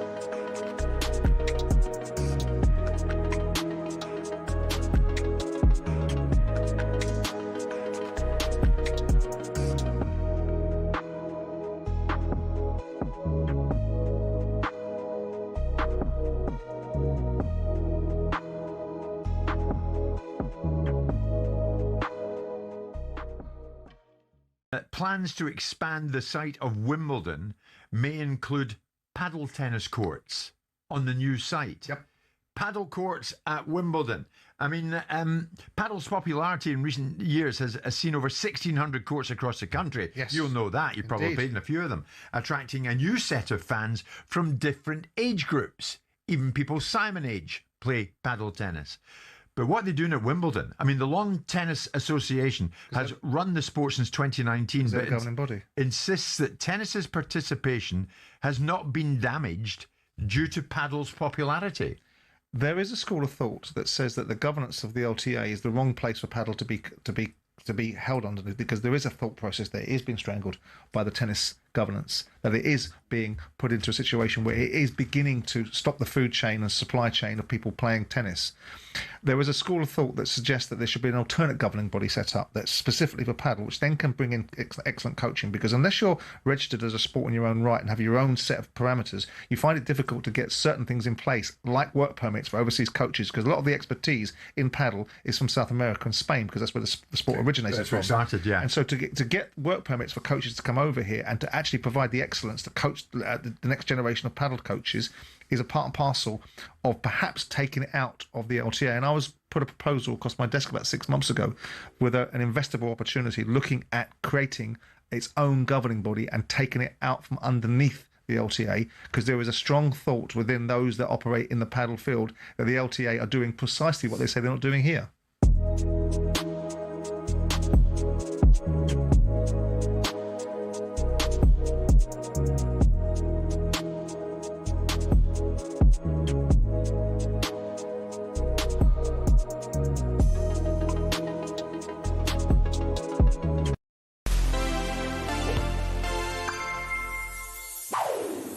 We all know it. That moment when France were reduced to 10 men in the 2006 final. But Zinedine Zidane's World Cup story was so much more than those antics in Berlin. Despite a meteoric rise to prominence in the early 90s, Zidane wouldn't really start his World Cup career until 1998. See, France didn't even qualify for 94, so they had some making up to do on home soil. Ahead of the tournament, Zidane was flying. Back-to-back Serie A titles and Champions League finals with Juventus, but things didn't exactly go to plan. In France's second group game, he was shown one of these.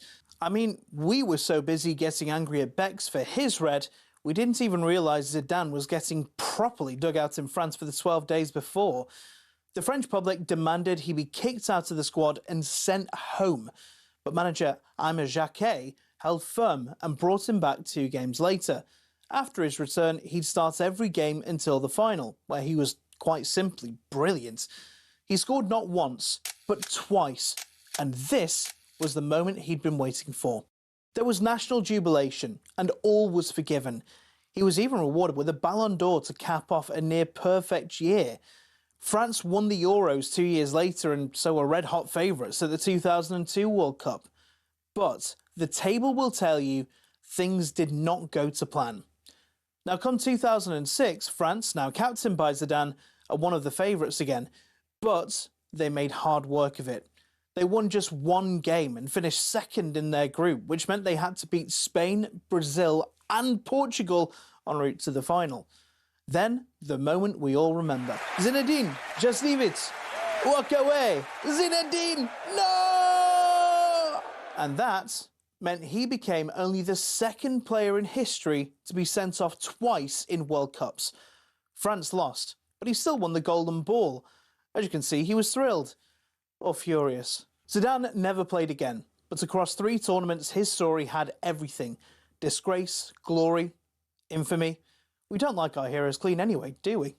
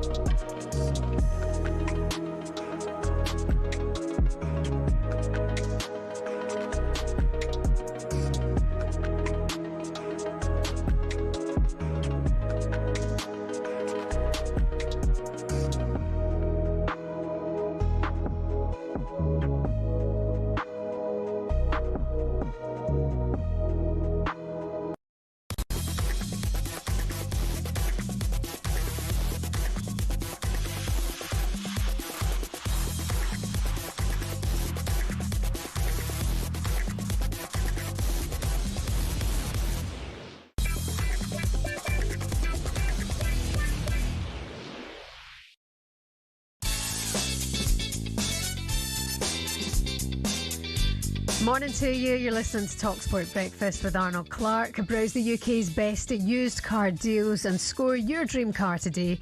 Check out their website for more details. It's Shebahn and for Alan Brazil, 8-time set-piece goal scorer Gabby Agbonlahor.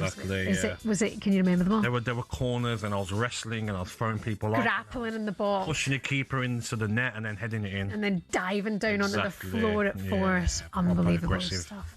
It's been a good show this morning. Here's some of the best bits you may have missed if you have just joined us. Former Leeds defender who represented England at the 2002 World Cup, Danny Mills, was laughing away with Gabby. Danny does love a good giggle, doesn't he? Yeah, he's very, very fun.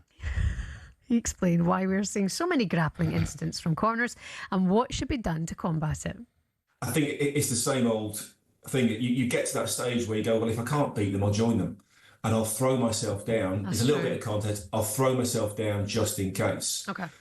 It's a little bit like the diving situation. If you book players for diving or give them red cards, it will stop very quickly.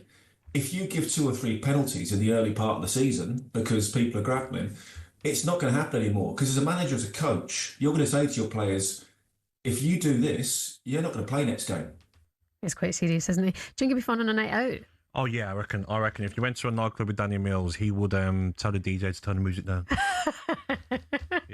Yeah, he would do. My ears are hurting. Or your Apple Watch when it comes on, like the volume's too high. Yeah, you have to turn your music down in the car. That would be Danny Mills in a nightclub. My Apple Watch is telling me to turn it down. Might be sensible. Please be careful, guys. Our voice of live football, Adrian Durham, slammed the proposed decision to take away club football from the Easter period. Easter, where you play, if you're in the EFL, you play Good Friday, you play Easter Monday. Premier League normally play Easter Saturday. How can you take that away? That Good Friday, Easter Monday double header I mean, they used to call, and they still call it in the EFL, make or break. Easter's make or break, because it's that time of the season, early April, mid-April, and you've got 6 points to play for. It can suddenly transform everything in a negative or a positive way. And now they're going to take that away. That, to me, is massively, massively disappointing. It's a tradition that we need to keep in this country. So I'm gutted about it. Even though I love international football, I don't think the calendar has to change to accommodate this and to abolish Easter football. I think it's a real shame. Yeah, it's all changed. Lots to come between now and 10 o'clock, sorry. Gabby's favourite topic, set pieces, have been the talk of the week. We'll chat to set piece coach Thomas Gronemark, who has recently worked with Brentford, Liverpool, and of course the set piece kings, Arsenal. Former Man United goalkeeper Ben Foster will be looking ahead to the huge game tonight in the Premier League as United go to under pressure Newcastle. And we'll also ask Ben about former club Wrexham's FA Cup clash with Chelsea this weekend, which we have live for you here on talkSPORT. But now the Premier League football keeps on coming. All eyes on Villa Park tonight as they host Chelsea. Chelsea are 3 now without a win in the Premier League, and under Liam Rosenior they still yet have to deliver a statement win against a side in the top 6 after yet another red card in the defeat to Arsenal on Sunday. Rosenior, speaking yesterday, was asked if their discipline will hold them back this season. Sometimes it's not a stick, it's showing what the value of not having a red card is. If you look at our stats, when we have 11 men on the pitch, before my job here and after my job here, our percentage chance of winning goes through the roof. So that needs to be motivation in itself to make sure we stay disciplined in key moments. I think reacting to setbacks, and sometimes a setback is giving the ball away, sometimes setback is a referee making a decision you disagree with. In that moment, you have to react positively, and then you have to think of the next thing. And they're the things that we have to go after in order for our discipline to improve. Gabs, you won't want a statement win for Chelsea tonight, but does he need one? Yes, he does. And I think he needs one because Chelsea need to be playing Champions League football next season. You know, I don't think they'll win the Champions League this season. I think they'll probably go out to PSG or the tie after that. But Chelsea need to, and tonight's just a massive game in so many ways. For Aston Villa, you know, it's been very poor. Last 5 games, they've lost 2, drawn 2, only won 1 of the last 5. And if they can win tonight against Chelsea, they'll go 9 points ahead of them with 9 games left. That's massive, with some tough games for both teams to come. Aston Villa's next Premier League game is away to Manchester United, where we know Aston Villa always struggle. So this is a big game for both teams, and the red cards won't be helping him because tonight, no Neto. So that means Garnacho will probably start. If you look at their bench from the weekend, the players available, Garnacho's had 17 games in the Premier League for Chelsea, only 1 goal.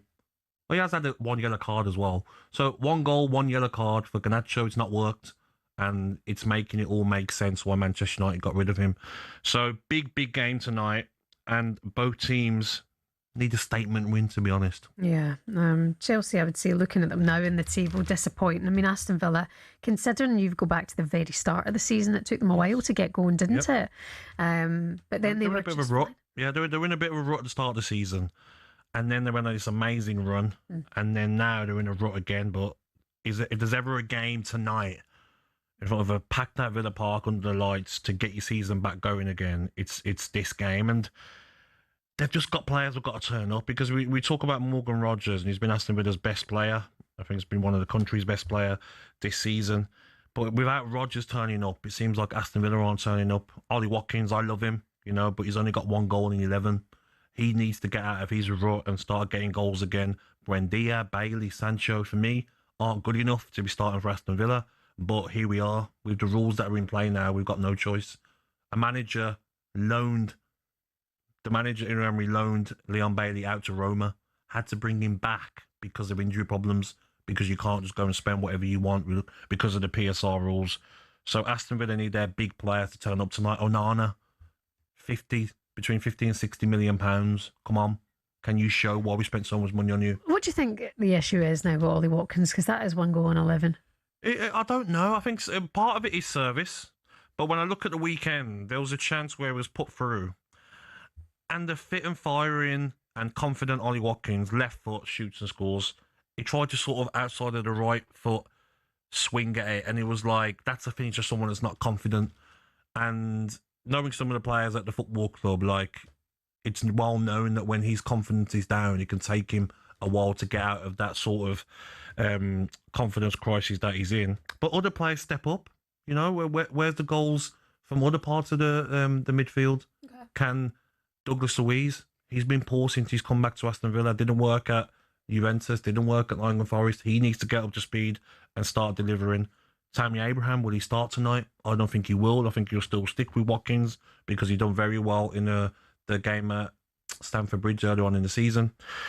But I think it's just a massive game. Chelsea, who plays centre half? You worried about it? Is it Sarr? Is it Chalobah? Is it Badiashile? Is it Tosin? Is it Achimong? None of them are elite centre halves for me. Chelsea have got. So Villa have to play on the fact that Chelsea haven't got strong centre halves. Liam Delap only come on the 86th minute on the weekend against Arsenal. 19 games, Shebahn, only 1 goal, 2 yellow cards. More yellow cards than goals. João Pedro is the one that scares me though. Yeah. 11 Premier League goals this season. He's the one that Aston Villa need to get very tight to. Well, Wolves were the story of the weekend. One of them anyway, beating Aston Villa, and then they shocked Liverpool 2-1 with a late winner last night by Andre. We've been asking whether Arne Slot put a target on Liverpool's back by complaining pre-match about how much he stopped enjoying watching Premier League football. Sounding like a man of the people there, to be honest, but apparently he's not allowed to say that. Gabby says Jason Cundy said in the sports bar last night that Slot got exactly what he deserved at Molineux. Do you know what? If you're going to come out with comments like that, right? Arsenal going to win the title. It feels a little bit bitter, a little bit salty, right? Because Arsenal getting it right. If you're going to come out and criticise or answer a question that's direct to you about criticising or having a bit of a sideward swipe at another team, and the next game, your team serves up that. Wow. Honestly, Liverpool fan. If I was a Liverpool fan, I would be fuming because that was crap. That was terrible. Jason Cundy there, always on the fence. He wasn't very good, and Steven Gerrard was doing the game last night, wasn't he? And he just showed his comments afterwards. He says 65 minutes was very poor from Liverpool, and the younger lad Rio done more in 10 minutes than Gakpo done in 65 minutes. And he says himself, the young lad has to start now because Liverpool aren't looking a threat going forward. Salah, his goal, it was nice for him to score. He hasn't scored only 1 goal in his last 10 games in the Premier League. Keeper probably should have done better, but Liverpool have still got a battle on their hands. This top 5 race is probably the most exciting part because Manchester United tonight, if they drop points against Newcastle and Villa or Chelsea win, it closes that gap for Chelsea as well. Yeah, it's not good enough for Liverpool. Yeah. And even McAllister, when I watch him, Shebahn, I'm like, he's a shadow of the player that we saw last year, World Cup winner.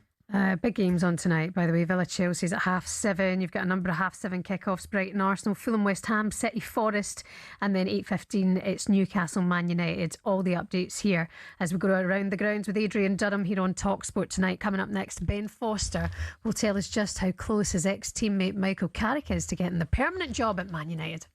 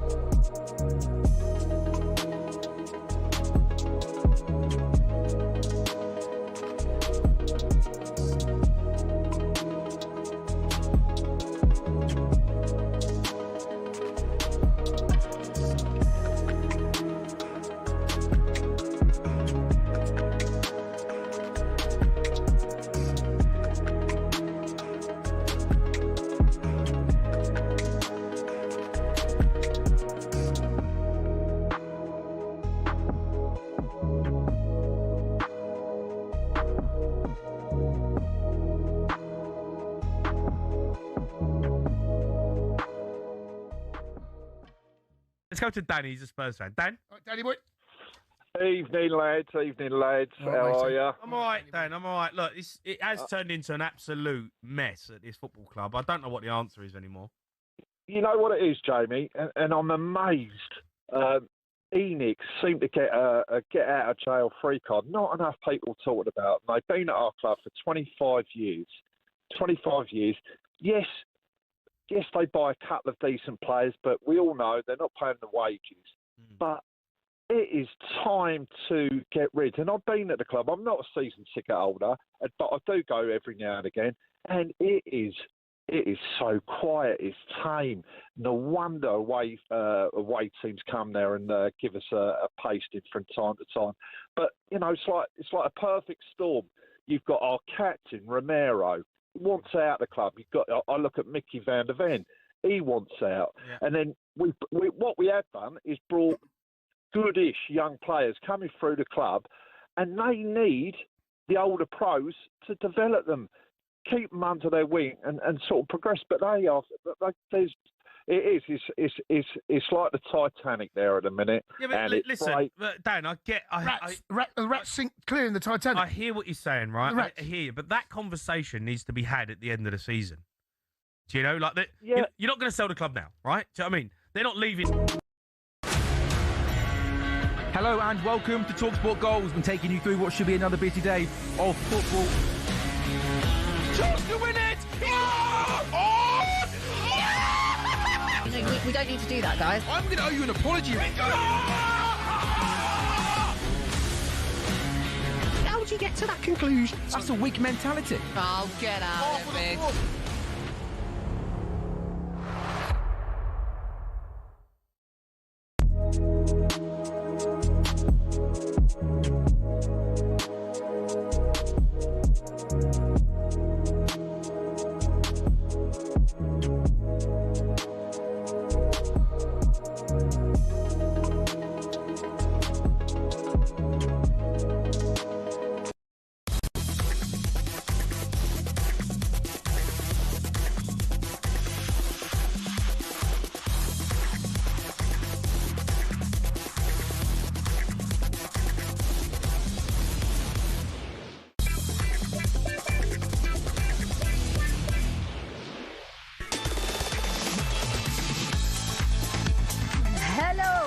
Good morning. You're listening to talkSPORT Breakfast with Shebahn and Gabby. Still to come, the boys have come up with another feature with a play on Gab's name. Why? He'll be giving us...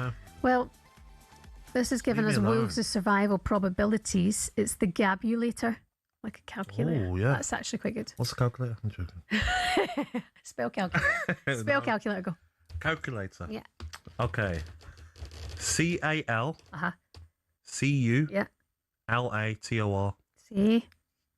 Brains, beauty, and can play football. Spelling and maths, easy for me. It was the science that, didn't work out. But don't worry about me. A lot of people have got that wrong, by the way. They wouldn't have said CAL. They would have said CAC. I bet you. CAC? What, calculator? Yeah, don't be surprised. I think a lot of people would have said that. I think they would have, mate. Really? Look at Ed. He's agreed. Ed's like that, is it not? CAC? Calculator. I got it right. Well done. What's the one thing you wish you'd learned at school for being a big boy now? Another language. Right. Yeah. In French, I was just like, ugh, not going to use it. Come on. I wish I was allowed to learn Spanish at school. Right. Why? French or German. Okay. I think it's still the same now. I think it's Spanish now. I think Spanish is the most... Spanish is the one that you're going to use more, aren't you? Yeah. Ça va? Especially in my days ago in Miami. It would have been nice to know Spanish. Hear what they're saying about señorita. Yes. Papi. Hey, papi. Hey, papi. All right, let's look ahead to the Premier League now with TNT Sports. Breakfast football preview on talkSPORT with TNT Sports. Get the agony and the ecstasy, the frustration and the elation all in one place. TNT Sports, not normal. Subscription required. 18 plus. Terms and conditions apply. Why do I think you're the guy who goes on holiday and speaks English, but you put an accent on it? Yeah. Order me fries in Spanish. In Spanish? Like, say you're in Spain and you're ordering your dinner.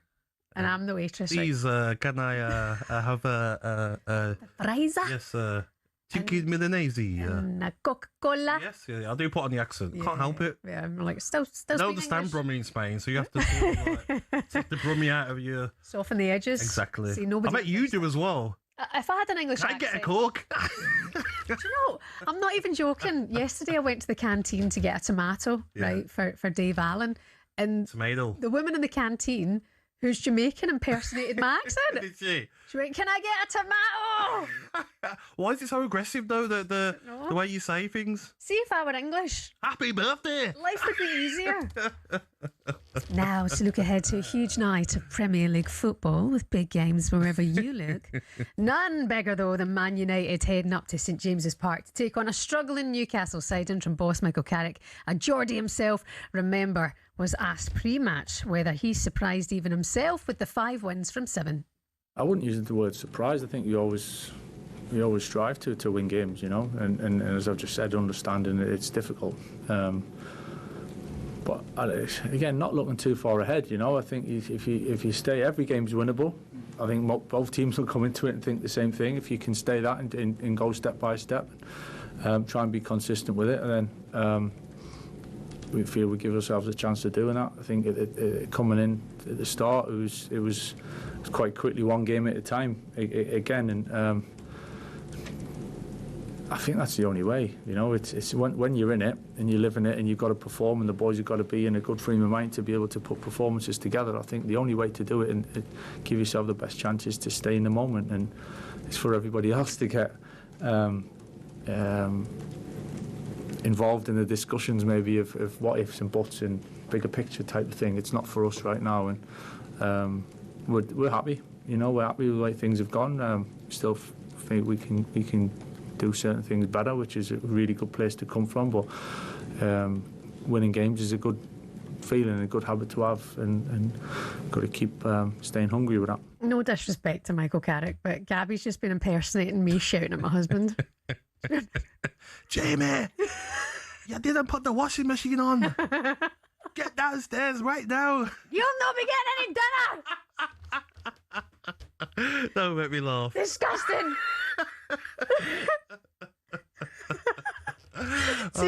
See when I do see angry Scottish voice clips, we just send them back and forth. You sent me one on the other day. It was that woman, wasn't it? And she was like angry at something, and I couldn't stop laughing. Anyway, back to the football tonight at St James's Park. How do you think this one's going to go? Because Newcastle, Gabs, obviously under pressure. Listen, it's a big game for Manchester United.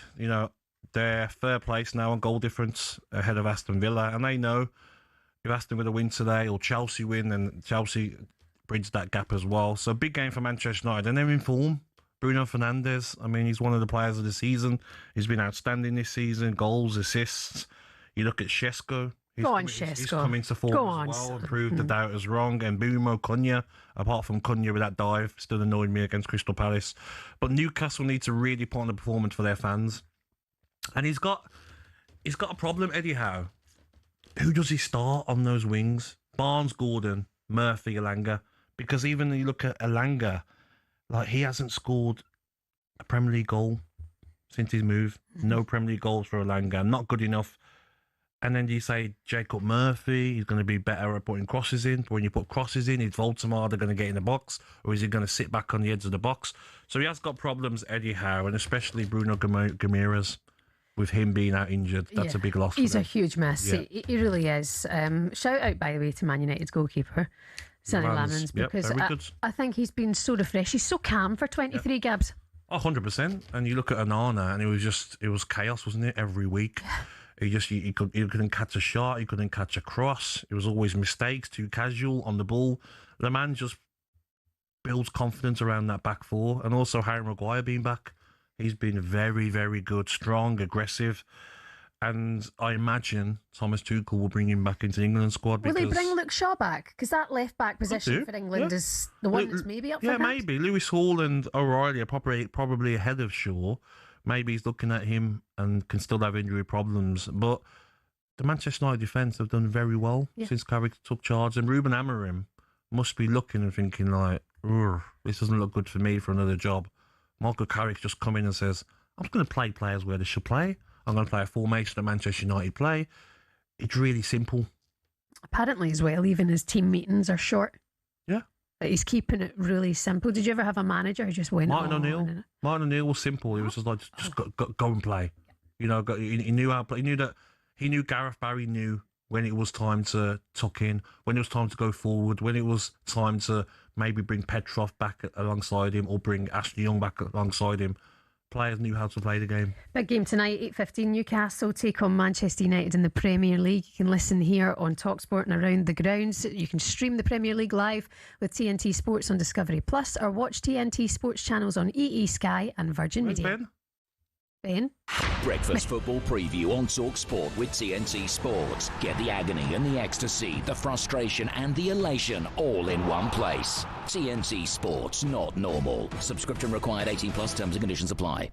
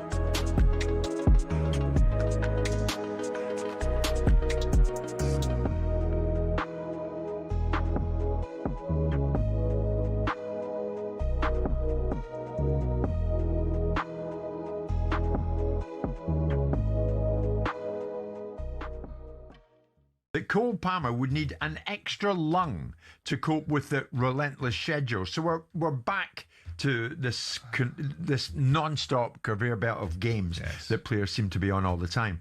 Until moving to Chelsea in the summer of 2023, Cole Palmer had not played more than 1,000 minutes of senior football in one season. He played 3,750 minutes for Chelsea in his first campaign, 4,180 minutes 40 games. in his last campaign.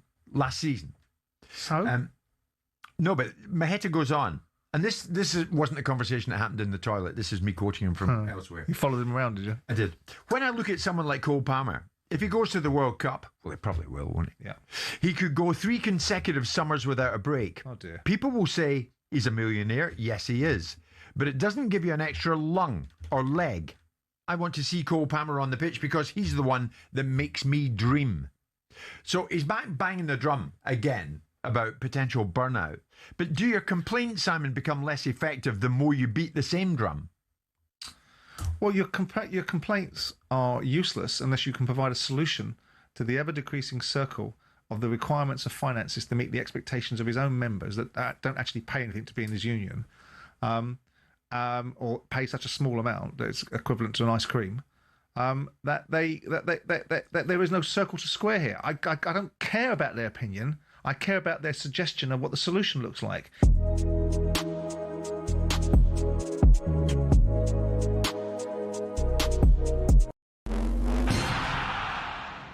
Boxing. It's a sport that makes multi-millionaires out of the world's best fighters, but it's not as flush with cash as you'd think. We all see how much the likes of Tyson Fury or Canelo Alvarez make every fight, but that's not the case for those just starting out, or those who aren't even at that level. For example, if you've just turned pro and don't have a promoter, you have to sell your own tickets, cover the cost of the venue yourself, and pay the tax man at the end of it. You might not even break even, but if you do, you're looking at 5 to 10 grand max. A mid-tier fighter might make more like 10 to 50 grand, but you still have to give up half of that in costs. So unless you're fighting for a world title, it's tough to make money. One potential way of doing it, though, is being a journeyman. Here's former European champion talkSPORT's Spencer Oliver explaining how that could work. They want to fight every week, and they can be going in against the prospects, so they can demand good money, and they might be demanding like 5 grand, 10 grand for a 6-rounder or something because they're going in with a prospect. He gets through that, the journeyman gets through that fight, and he can fight again next week. I mean, even so, it's not much, and you're getting punched in the face for a job. It's only really at the top level, i.e. fighting for titles, where you're earning up to 6 figures and can afford a diamond chain or that Ferrari. So boxing isn't a sport that allows you to retire at 40 and live a life of luxury. Much like a lot of other sports and jobs in general, it takes an awful lot of luck quite early in your career to really make it worth your while.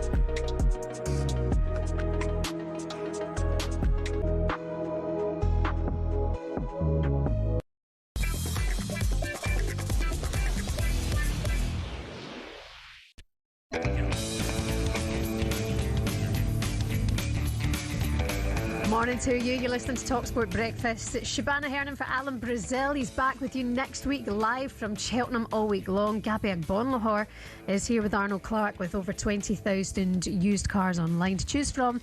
They'll have the car for you. Come on, don't be boring. The car for you. Not the car bit. I mean, you at Cheltenham next week. Yeah, Old Irish goodbye over there. I do like an Irish goodbye. I'm the worst. He's like, I'm going to the toilet. Next minute he drops. You know who some catches balls. me all the time? Alan. The show finishes. He's gone, where are you going? I'm just quickly going to the toilet. I'm going to use the phone. Next minute, I'm in the car, 10:10. See you later. And it's a shame because you get all dressed up as well. No, I don't. Yeah, you do. Yeah, I do. Last year you literally walked in and Scared me then, you Shebahn. did. Yes, you did. Yeah, you did. Oh. I saw you. Did you? But you should come with us. We're going to go and Let me sleep on it. Let me think about have it. a think. Yes. Don't be boring. Right, the talk of the week has been set pieces, and when it comes to dead ball mastery, there's no better team at it than Arsenal. Urian Timber has just tucked the Gunners back into the lead. It came from another set piece. Declan Rice with the corner this time. I don't understand why every team doesn't have a set piece coach, because some of the biggest games throughout football history has been decided on a set play. Right-footed in swinger. Arsenal players again make a run across the face of goal. In it comes from Rice, and it's headed in by Gabriel. A free header at the back stick. Set piece again. Set piece again. Set piece again. Football is evolving and the opponents are behaving against us, that we have to maximize certain things that happen very frequently, but it has a lot of value to us, so trying to maximize that and be effective.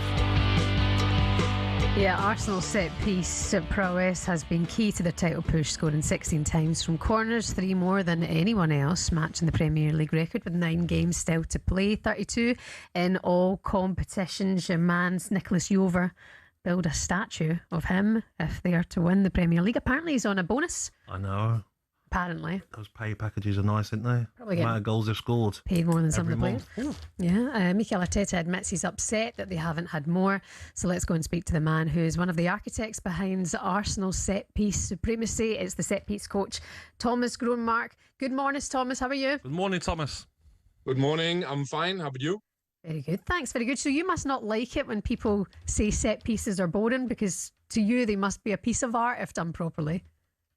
Yeah, so first of all, it's really important to say I'm not a set-piece coach. I'm only a throwing coach. So I'm only doing throw-ins, nothing else. But that's totally fine for me. Of course, when you have a situation in football, no matter what situation it is, then you have to maximize it and get the best out of it. So that's the way it is with set pieces. That's the way it is with throw-ins too. Because we've seen this season that throw-ins have become more important now. We saw Brentford 10-15 years ago under Tony Pulis, Stoke and Delap were big on throw-ins. Brentford do it very well, and other teams try to copy it.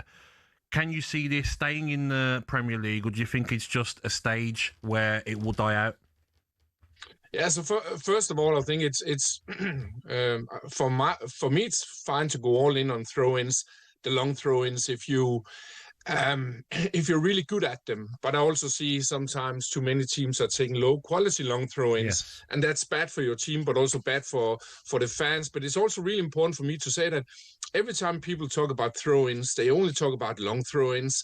But you have many more throw-ins all around the pitch. And here I call it half open play. And here you can use a lot of creativity and decision-making and many different options. And this can actually be really, really beautiful and creative football. So I think that people also should also take a look at those too, yeah. I think as well, Thomas, when I see some of the set pieces as well, the free kicks or corners and the special routines that they have, like I've seen so many this season where, you pass it into someone just on the edge of the box and maybe they're blocking a player and then you flick it to the edge of the box, someone running on and get a shot off and score. There's so many variations, isn't there, of a corner and a free kick, not just lumping it into the box and everyone being around the keeper. Yeah, so what The teams are really successful on set pieces, but also, of course, on throw-ins. They are also using a lot of time on it. So it's not only the day before the match, then we take 10, 15 minutes. No, you can say that if we're talking about free kicks, we're talking about corner kicks and long throw-ins, this looks a lot like, you can say, the playbook you have in American football. Maybe not 60 different like you have in American football, but you'll typically have like 4, 5, 6, 7, 8, and maybe change them through a season. And this is a set piece. You shoot the ball in once, unless you do a trick corner kick or so. And then you need to be very sharp on all the different movements inside the penalty area. So there's a reason why some teams are really good at set pieces and some teams are bad. And again, this is the same with the throw-ins, no matter if we're talking about the long, the fast, or clever throw-in. Who's been the best player you've worked with? Who's had the best throw? Yeah, I've had many different who are really good with the long throw-in. So a good example could be a player called Mads Beck. I coached him in Horsens in Denmark, also in Brentford. Long throwing goals, also many more than Roy Dillap then. But it's also important for me to say that, like I mentioned before, I work with the fast and clever throw-in too. And this is not only about the thrower, it's just as important and maybe even more important that the inside players, their outfield players are creating space together, and this is just as important for the success of the fast and clever throw-ins. And a good example here could be Bobby Firmino when I was 5 years at Liverpool, how he created space for his teammates in many different ways. So being successful on throw-ins is not an individual thing. It's not also only about the thrower. It's actually a team thing, and it's a thing you can train and you can improve a lot. Do you think now as well, totally different to when I was playing, because we would do set pieces on a Friday, 10 minutes, it'd be day before a game. Now, do you think that teams are doing it all through the week, going through set pieces daily and watching videos and going on the training pitch and doing them, not just the day before a game, but all through the week, so it's stored in their memory? Yeah, so first of all, it's important to say again, I'm not a set piece coach. I'm only a throwing coach, but I know in some of my clubs where they're also really good at corners and free kicks, it's not only the day before, but I can say with my throwing coaching, especially around the fast and clever throwing, I'll typically coach the teams on Monday, Tuesdays, and Wednesday, because these things can be integrated in many different kinds of drills, like basic drills, small-sided drills, but also bigger zonal games. And this can also be done early in the training week or in the middle. And so the most important thing here is that the players are getting a feeling of what can we do with these specific set pieces here, and of course with my own coaching, the throw-ins, because yes, coaches, they can do a lot of things, they can put up a lot of plans and routines, but I love it the most when we are making the players throw in intelligence so they can take their own decisions, they can use their own creativity, and so, because I don't want the coach to be like steering the players like in a PlayStation game or so. No, we have to educate the players to think themselves. So this is what I love with my job as a throwing coach, to make the players creative and good decision makers too. Thomas, just quickly, going back to 2023, that's when you left Liverpool. Am I right in saying that? Did Jurgen Klopp embrace set pieces and throw-ins more than Arne Slot is, after the comments we've heard from him in the last couple of days about set pieces in the Premier League? Oh yeah, it's really hard to say that. I think sometimes people are making comments in general, I'll say, because sometimes maybe they think that set pieces are taking too long or things like that. The only thing I can say for sure is that every team, no matter what it is, also all Liverpool teams, they can use my knowledge around the long, fast and clever throw-in. And you don't have to do long throw-ins to get my help, because a lot of my teams, when I was in Ajax, when I was in Dortmund, we didn't do long throw-ins. We are actually almost didn't use it in Liverpool too. That was also mostly the fast and clever throw-in. So again, I think that yes, set pieces will always be there, and all teams can use them in one way or the other. Yeah. Okay, Thomas, thank you so much for your time. Thank you very much, Thomas. Listen, Thomas, have you heard of Megan Campbell, Republic of Ireland player? Yes, I actually made a video with her on my YouTube channel. I was together with her like 3-4 hours, so you can actually see that. So I know her personally, and she had like a fantastic long throw in. So, and she's also a fantastic person too. So I know Megan Campbell really well. Yeah, I mean, her arms, I want to say, do they dislocate? Her shoulders dislocate as she takes the throw, and she's hyperextensive, double jointed. So that's why she can get her arms as far back as she does. But the power of that throw, I think she broke Delap's record. Did she? Yeah, amazing. Yeah. Listen, Thomas Cronenberg, thank you so much for your time. Thank you. You're welcome. Lovely stuff. Thomas Cronenmark. How were your throws? Stop calling him set piece coach, Shebahn. He's a throwing coach. Throwing coach. Yeah, you get that right, please. How was your throw? My set pieces were non-existent. Yes. You couldn't throw a fit, could you? Yeah, but he's a throw-in specialist. Throw-in specialist. Set piece coach. Naughty. Coming up for you later on in the show, we're going to look ahead to the Premier League action tonight. Don't forget, you can hear all of the updates of Arsenal's clash against Brighton live on talkSPORT tonight on Kickoff, going around the grounds with Adrian Durham. Good morning, it's talkSPORT Breakfast.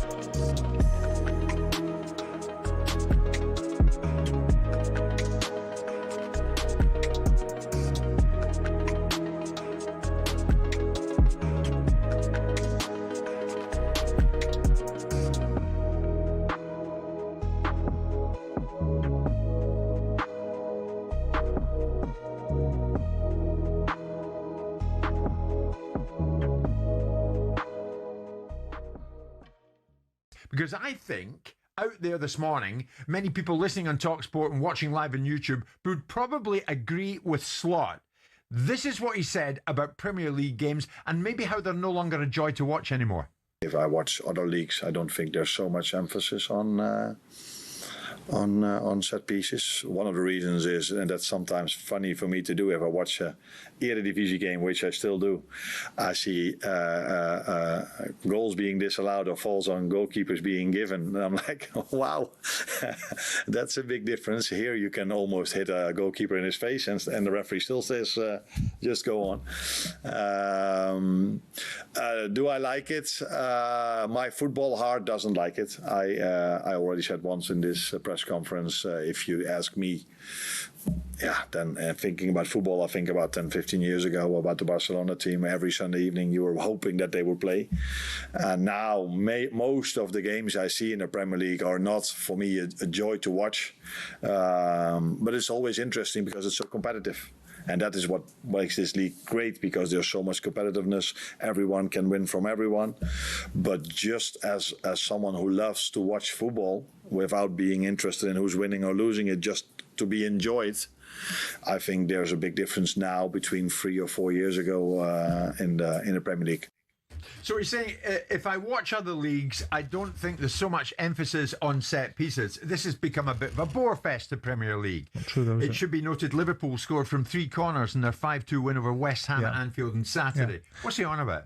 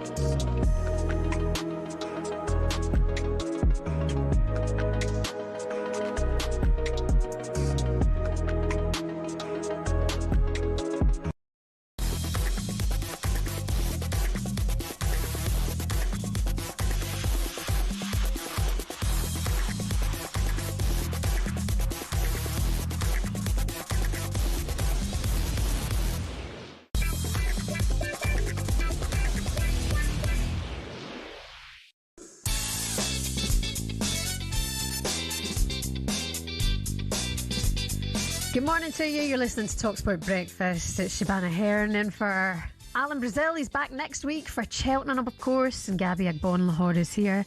And we've got an amazing opportunity for you to get a good day out this summer, a VIP private suite for you and 11 friends for a day at the cricket in the summertime. Time is running out. It's all thanks to Pitch Experiences. We're sending you to their super box at the Oval. Have you ever been there before? No, I haven't. I've been invited. England versus Sri Lanka, ODI, total luxury. You and all your pals. We're talking fine dining, your own personal mixologist. What would be your cocktail of choice? Oh, cocktail. Oh, spicy marg. Is it? Or Bacanti, if you can get them. But if not, spicy margarita. French martini. I could drink them like juice all night. So dodgy. Just chilled with like loads of ice. Get a chili in there and just relax. I'm French martini. 2 of those and I'm on the table at the Oval. Let's go. England, Sri Lanka, ODI, total luxury. Q&As with cricket legends while you watch the action as well. It's a brilliant summer day out. Text the word WIN to 83338. Text are £2.50 plus your standard network rate. Or call this number 0343 418 7260. Say that again, you're too fast. 0343 418 7260. Lines close this Friday at 4 o'clock. You'll need to answer your phone if we call you for your chance to win. It's 18 plus, UK residents only. It's a talkSPORT promotion with all of the terms and conditions on our website, talksport.com. Text the word WIN to 83338 now. Take Gabby and me with you. Good luck. Right, Wolves pulling off another win last night in the Premier League, this time over Liverpool. So put your thinking caps on. It's time for the numbers round. But we've swapped out Carol Vorderman for Carol Gabderman. That works. Wolves fighting for their lives, but that massive win over Liverpool last night, the maths has suddenly got very interesting. So grab your calculator, get your whiteboard. It's time for the Gabulator.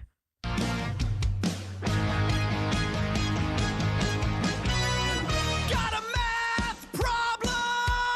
Pardon? We got the only answer. No. Gabby's golden ratio is in the building. Wow. It's the Agbonlahor calculator.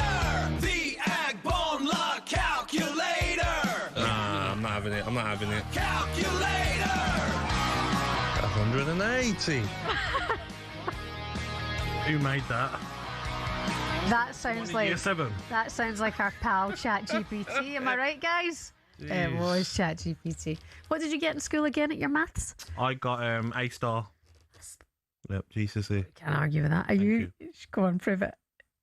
Prove it. Can't find the document. My dad lost it when he moved house. So is the miracle of Molyneux a genuine possibility? The current state of play, 20th at rock bottom of the table on 16 points. They played 30, only 8 games left. But is it possible, Gab, that they can stay up? Definitely not possible. Already played 2 games more than Nottingham Forest, who are just above the relegation zone. But if they were to win every game, they have a chance, of course. And if you look at their games, Shebahn, Brentford away, West Ham away, Leeds away, Spurs at home, that's 3 points. Sunderland at home, Brighton away, Fulham at home, and Burnley away. They're not the worst last 8 games to have. Any other team would love those as their 8 remaining fixtures. So they have to win them all. I would say they have to. I would say they would have to win them all. Yeah. Okay. 8 wins. Yep. Listen, I'm going to take you to March the 5th, 2007. Yes. Right. West Ham were 10 points adrift at the bottom. They went on to win 7 of their last 9 games, mainly thanks to goals from Bobby Zamora and Carlos Tevez. Yes. Now, we saw some of the quality in that Wolves side last night. 100%. Good teams, good coach. Yep. Also, they're filled with buzz and momentum. Their manager's pumped. He's celebrating with the fans, albeit they're rock bottom. Yep. Is this the prime position to be in if you want to chase survival? Listen, the position isn't great, is it? Because like I said, 16 points, 30 games, Forest and West Ham and Spurs, all 2 games in hand. You know, even if they lost their 2 games in hand, you're still going to be 11 points off Nottingham Forest. And I read out those games there. Do I think Wolves can go and win all those games? No, I don't, because West Ham away, West Ham are fighting for their lives as well. Leeds away, Leeds are still fighting for their lives. So are Spurs. So they will be tough games. But I don't know who's made this sheet up, but if Wolves can win 6 of their last 8 games, 0 draws and 2 losses. They will finish on 34 points. And apparently the Gabulator probability of survival is 75%. I'm not sure about that. I'm not sure. That was scenario number 2. No, that was 1. Okay. So they would need 6 wins. 0 draws, 2 defeats. They will get 34 points. And the probability of survival will be 75%. I don't agree with that. But scenario number 2, the photo finish. 4 wins, 3 draws, 1 defeat. They will finish on 31 points. Probability of survival, 10%. But I don't see 31 points. That means Forest won't get 5 more points out of 10 games. Who's going down then, Gabs? I think Wolves and Burnley are already down, and I am going to go with West Ham. I had a bit of hope for them, but when I watched them against Bournemouth, didn't really have enough. I feel like tonight they won't beat Fulham either. I feel like Fulham will win that game tonight. And I think Forest and Tottenham Hotspur have got just enough more than West Ham. And the 4-point gap between Spurs and West Ham will be crucial as well. Pretty fascinating, to be honest. Isn't it weird? 16th, 17th, 18th, they're all Nuno's for most clubs. But don't be surprised if Wolves finish above Burnley, though. Yeah. Only 3 points in it now. Yeah, fascinating stuff. Lots of football coming up for you tonight. 7:30 kickoffs. Villa, Chelsea, Brighton, Arsenal, Fulham, West Ham, City, Forest, and then 8:15, Newcastle take on Manchester United. Game night live is here all around the grounds with our Adrian Durham with all the goals as they go in. You're going to be doing the multi-screen system tonight. Yeah, obviously I'm watching a Villa game, and then what I like about the 8:15 is that you can watch a little bit at half-time of one game, and then when the 7:30 games finish, you can get the last 30 minutes of the 8:15 game. But I wish I was watching as well the other games on tonight, because some big games. You going for a Villa win tonight? You nervous? I am going for a draw. 2-2 draw. Yes. Right. Hoping Villa win, of course, but I just think it means so much for both teams. It'll be a scrappy game, I feel. Newcastle, they're going to bounce back against Man United? No, Manchester United find a way. Maybe they'll get a penalty for a foul in midfield. No, Manchester United. The way the Lacroix sending off and the Cunha dive. Wouldn't surprise me if a controversial decision goes Manchester United's way again and they win 2-1 against Newcastle. Okay. That seems to happen a lot. Absolutely take it, though. I will absolutely take it. I think Arsenal win as well, 2-1 against Brighton. Tough game for them. It should be a good one tonight. All the action Aberdeen win as well. Oh, shut up. Shut up. Shut up. You're not getting your dinner. Right, Gabs, thank you. You're back tomorrow with Super Ali McCoist on talkSPORT Breakfast from 6. Coming up next on talkSPORT, White Jordan and Danny Murphy. Enjoy.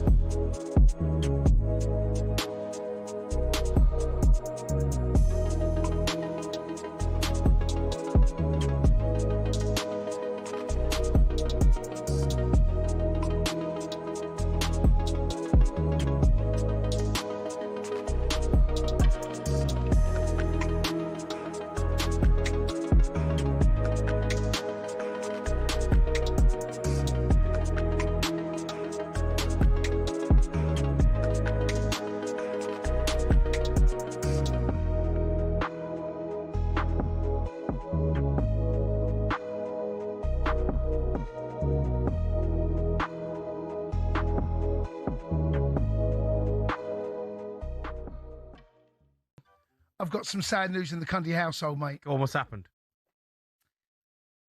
So the lucky Mr. C took our little dog out, Crumble, his little small Bichon. Took him Crumble. out. His name's Crumble. Took him out for a walk on Bit like Chelsea. Saturday morning, and he's running around like you're happy as a And all of a sudden, she noticed that Crumble's having a bit of a limp up. He looks like he's crumbling. He wants to come off.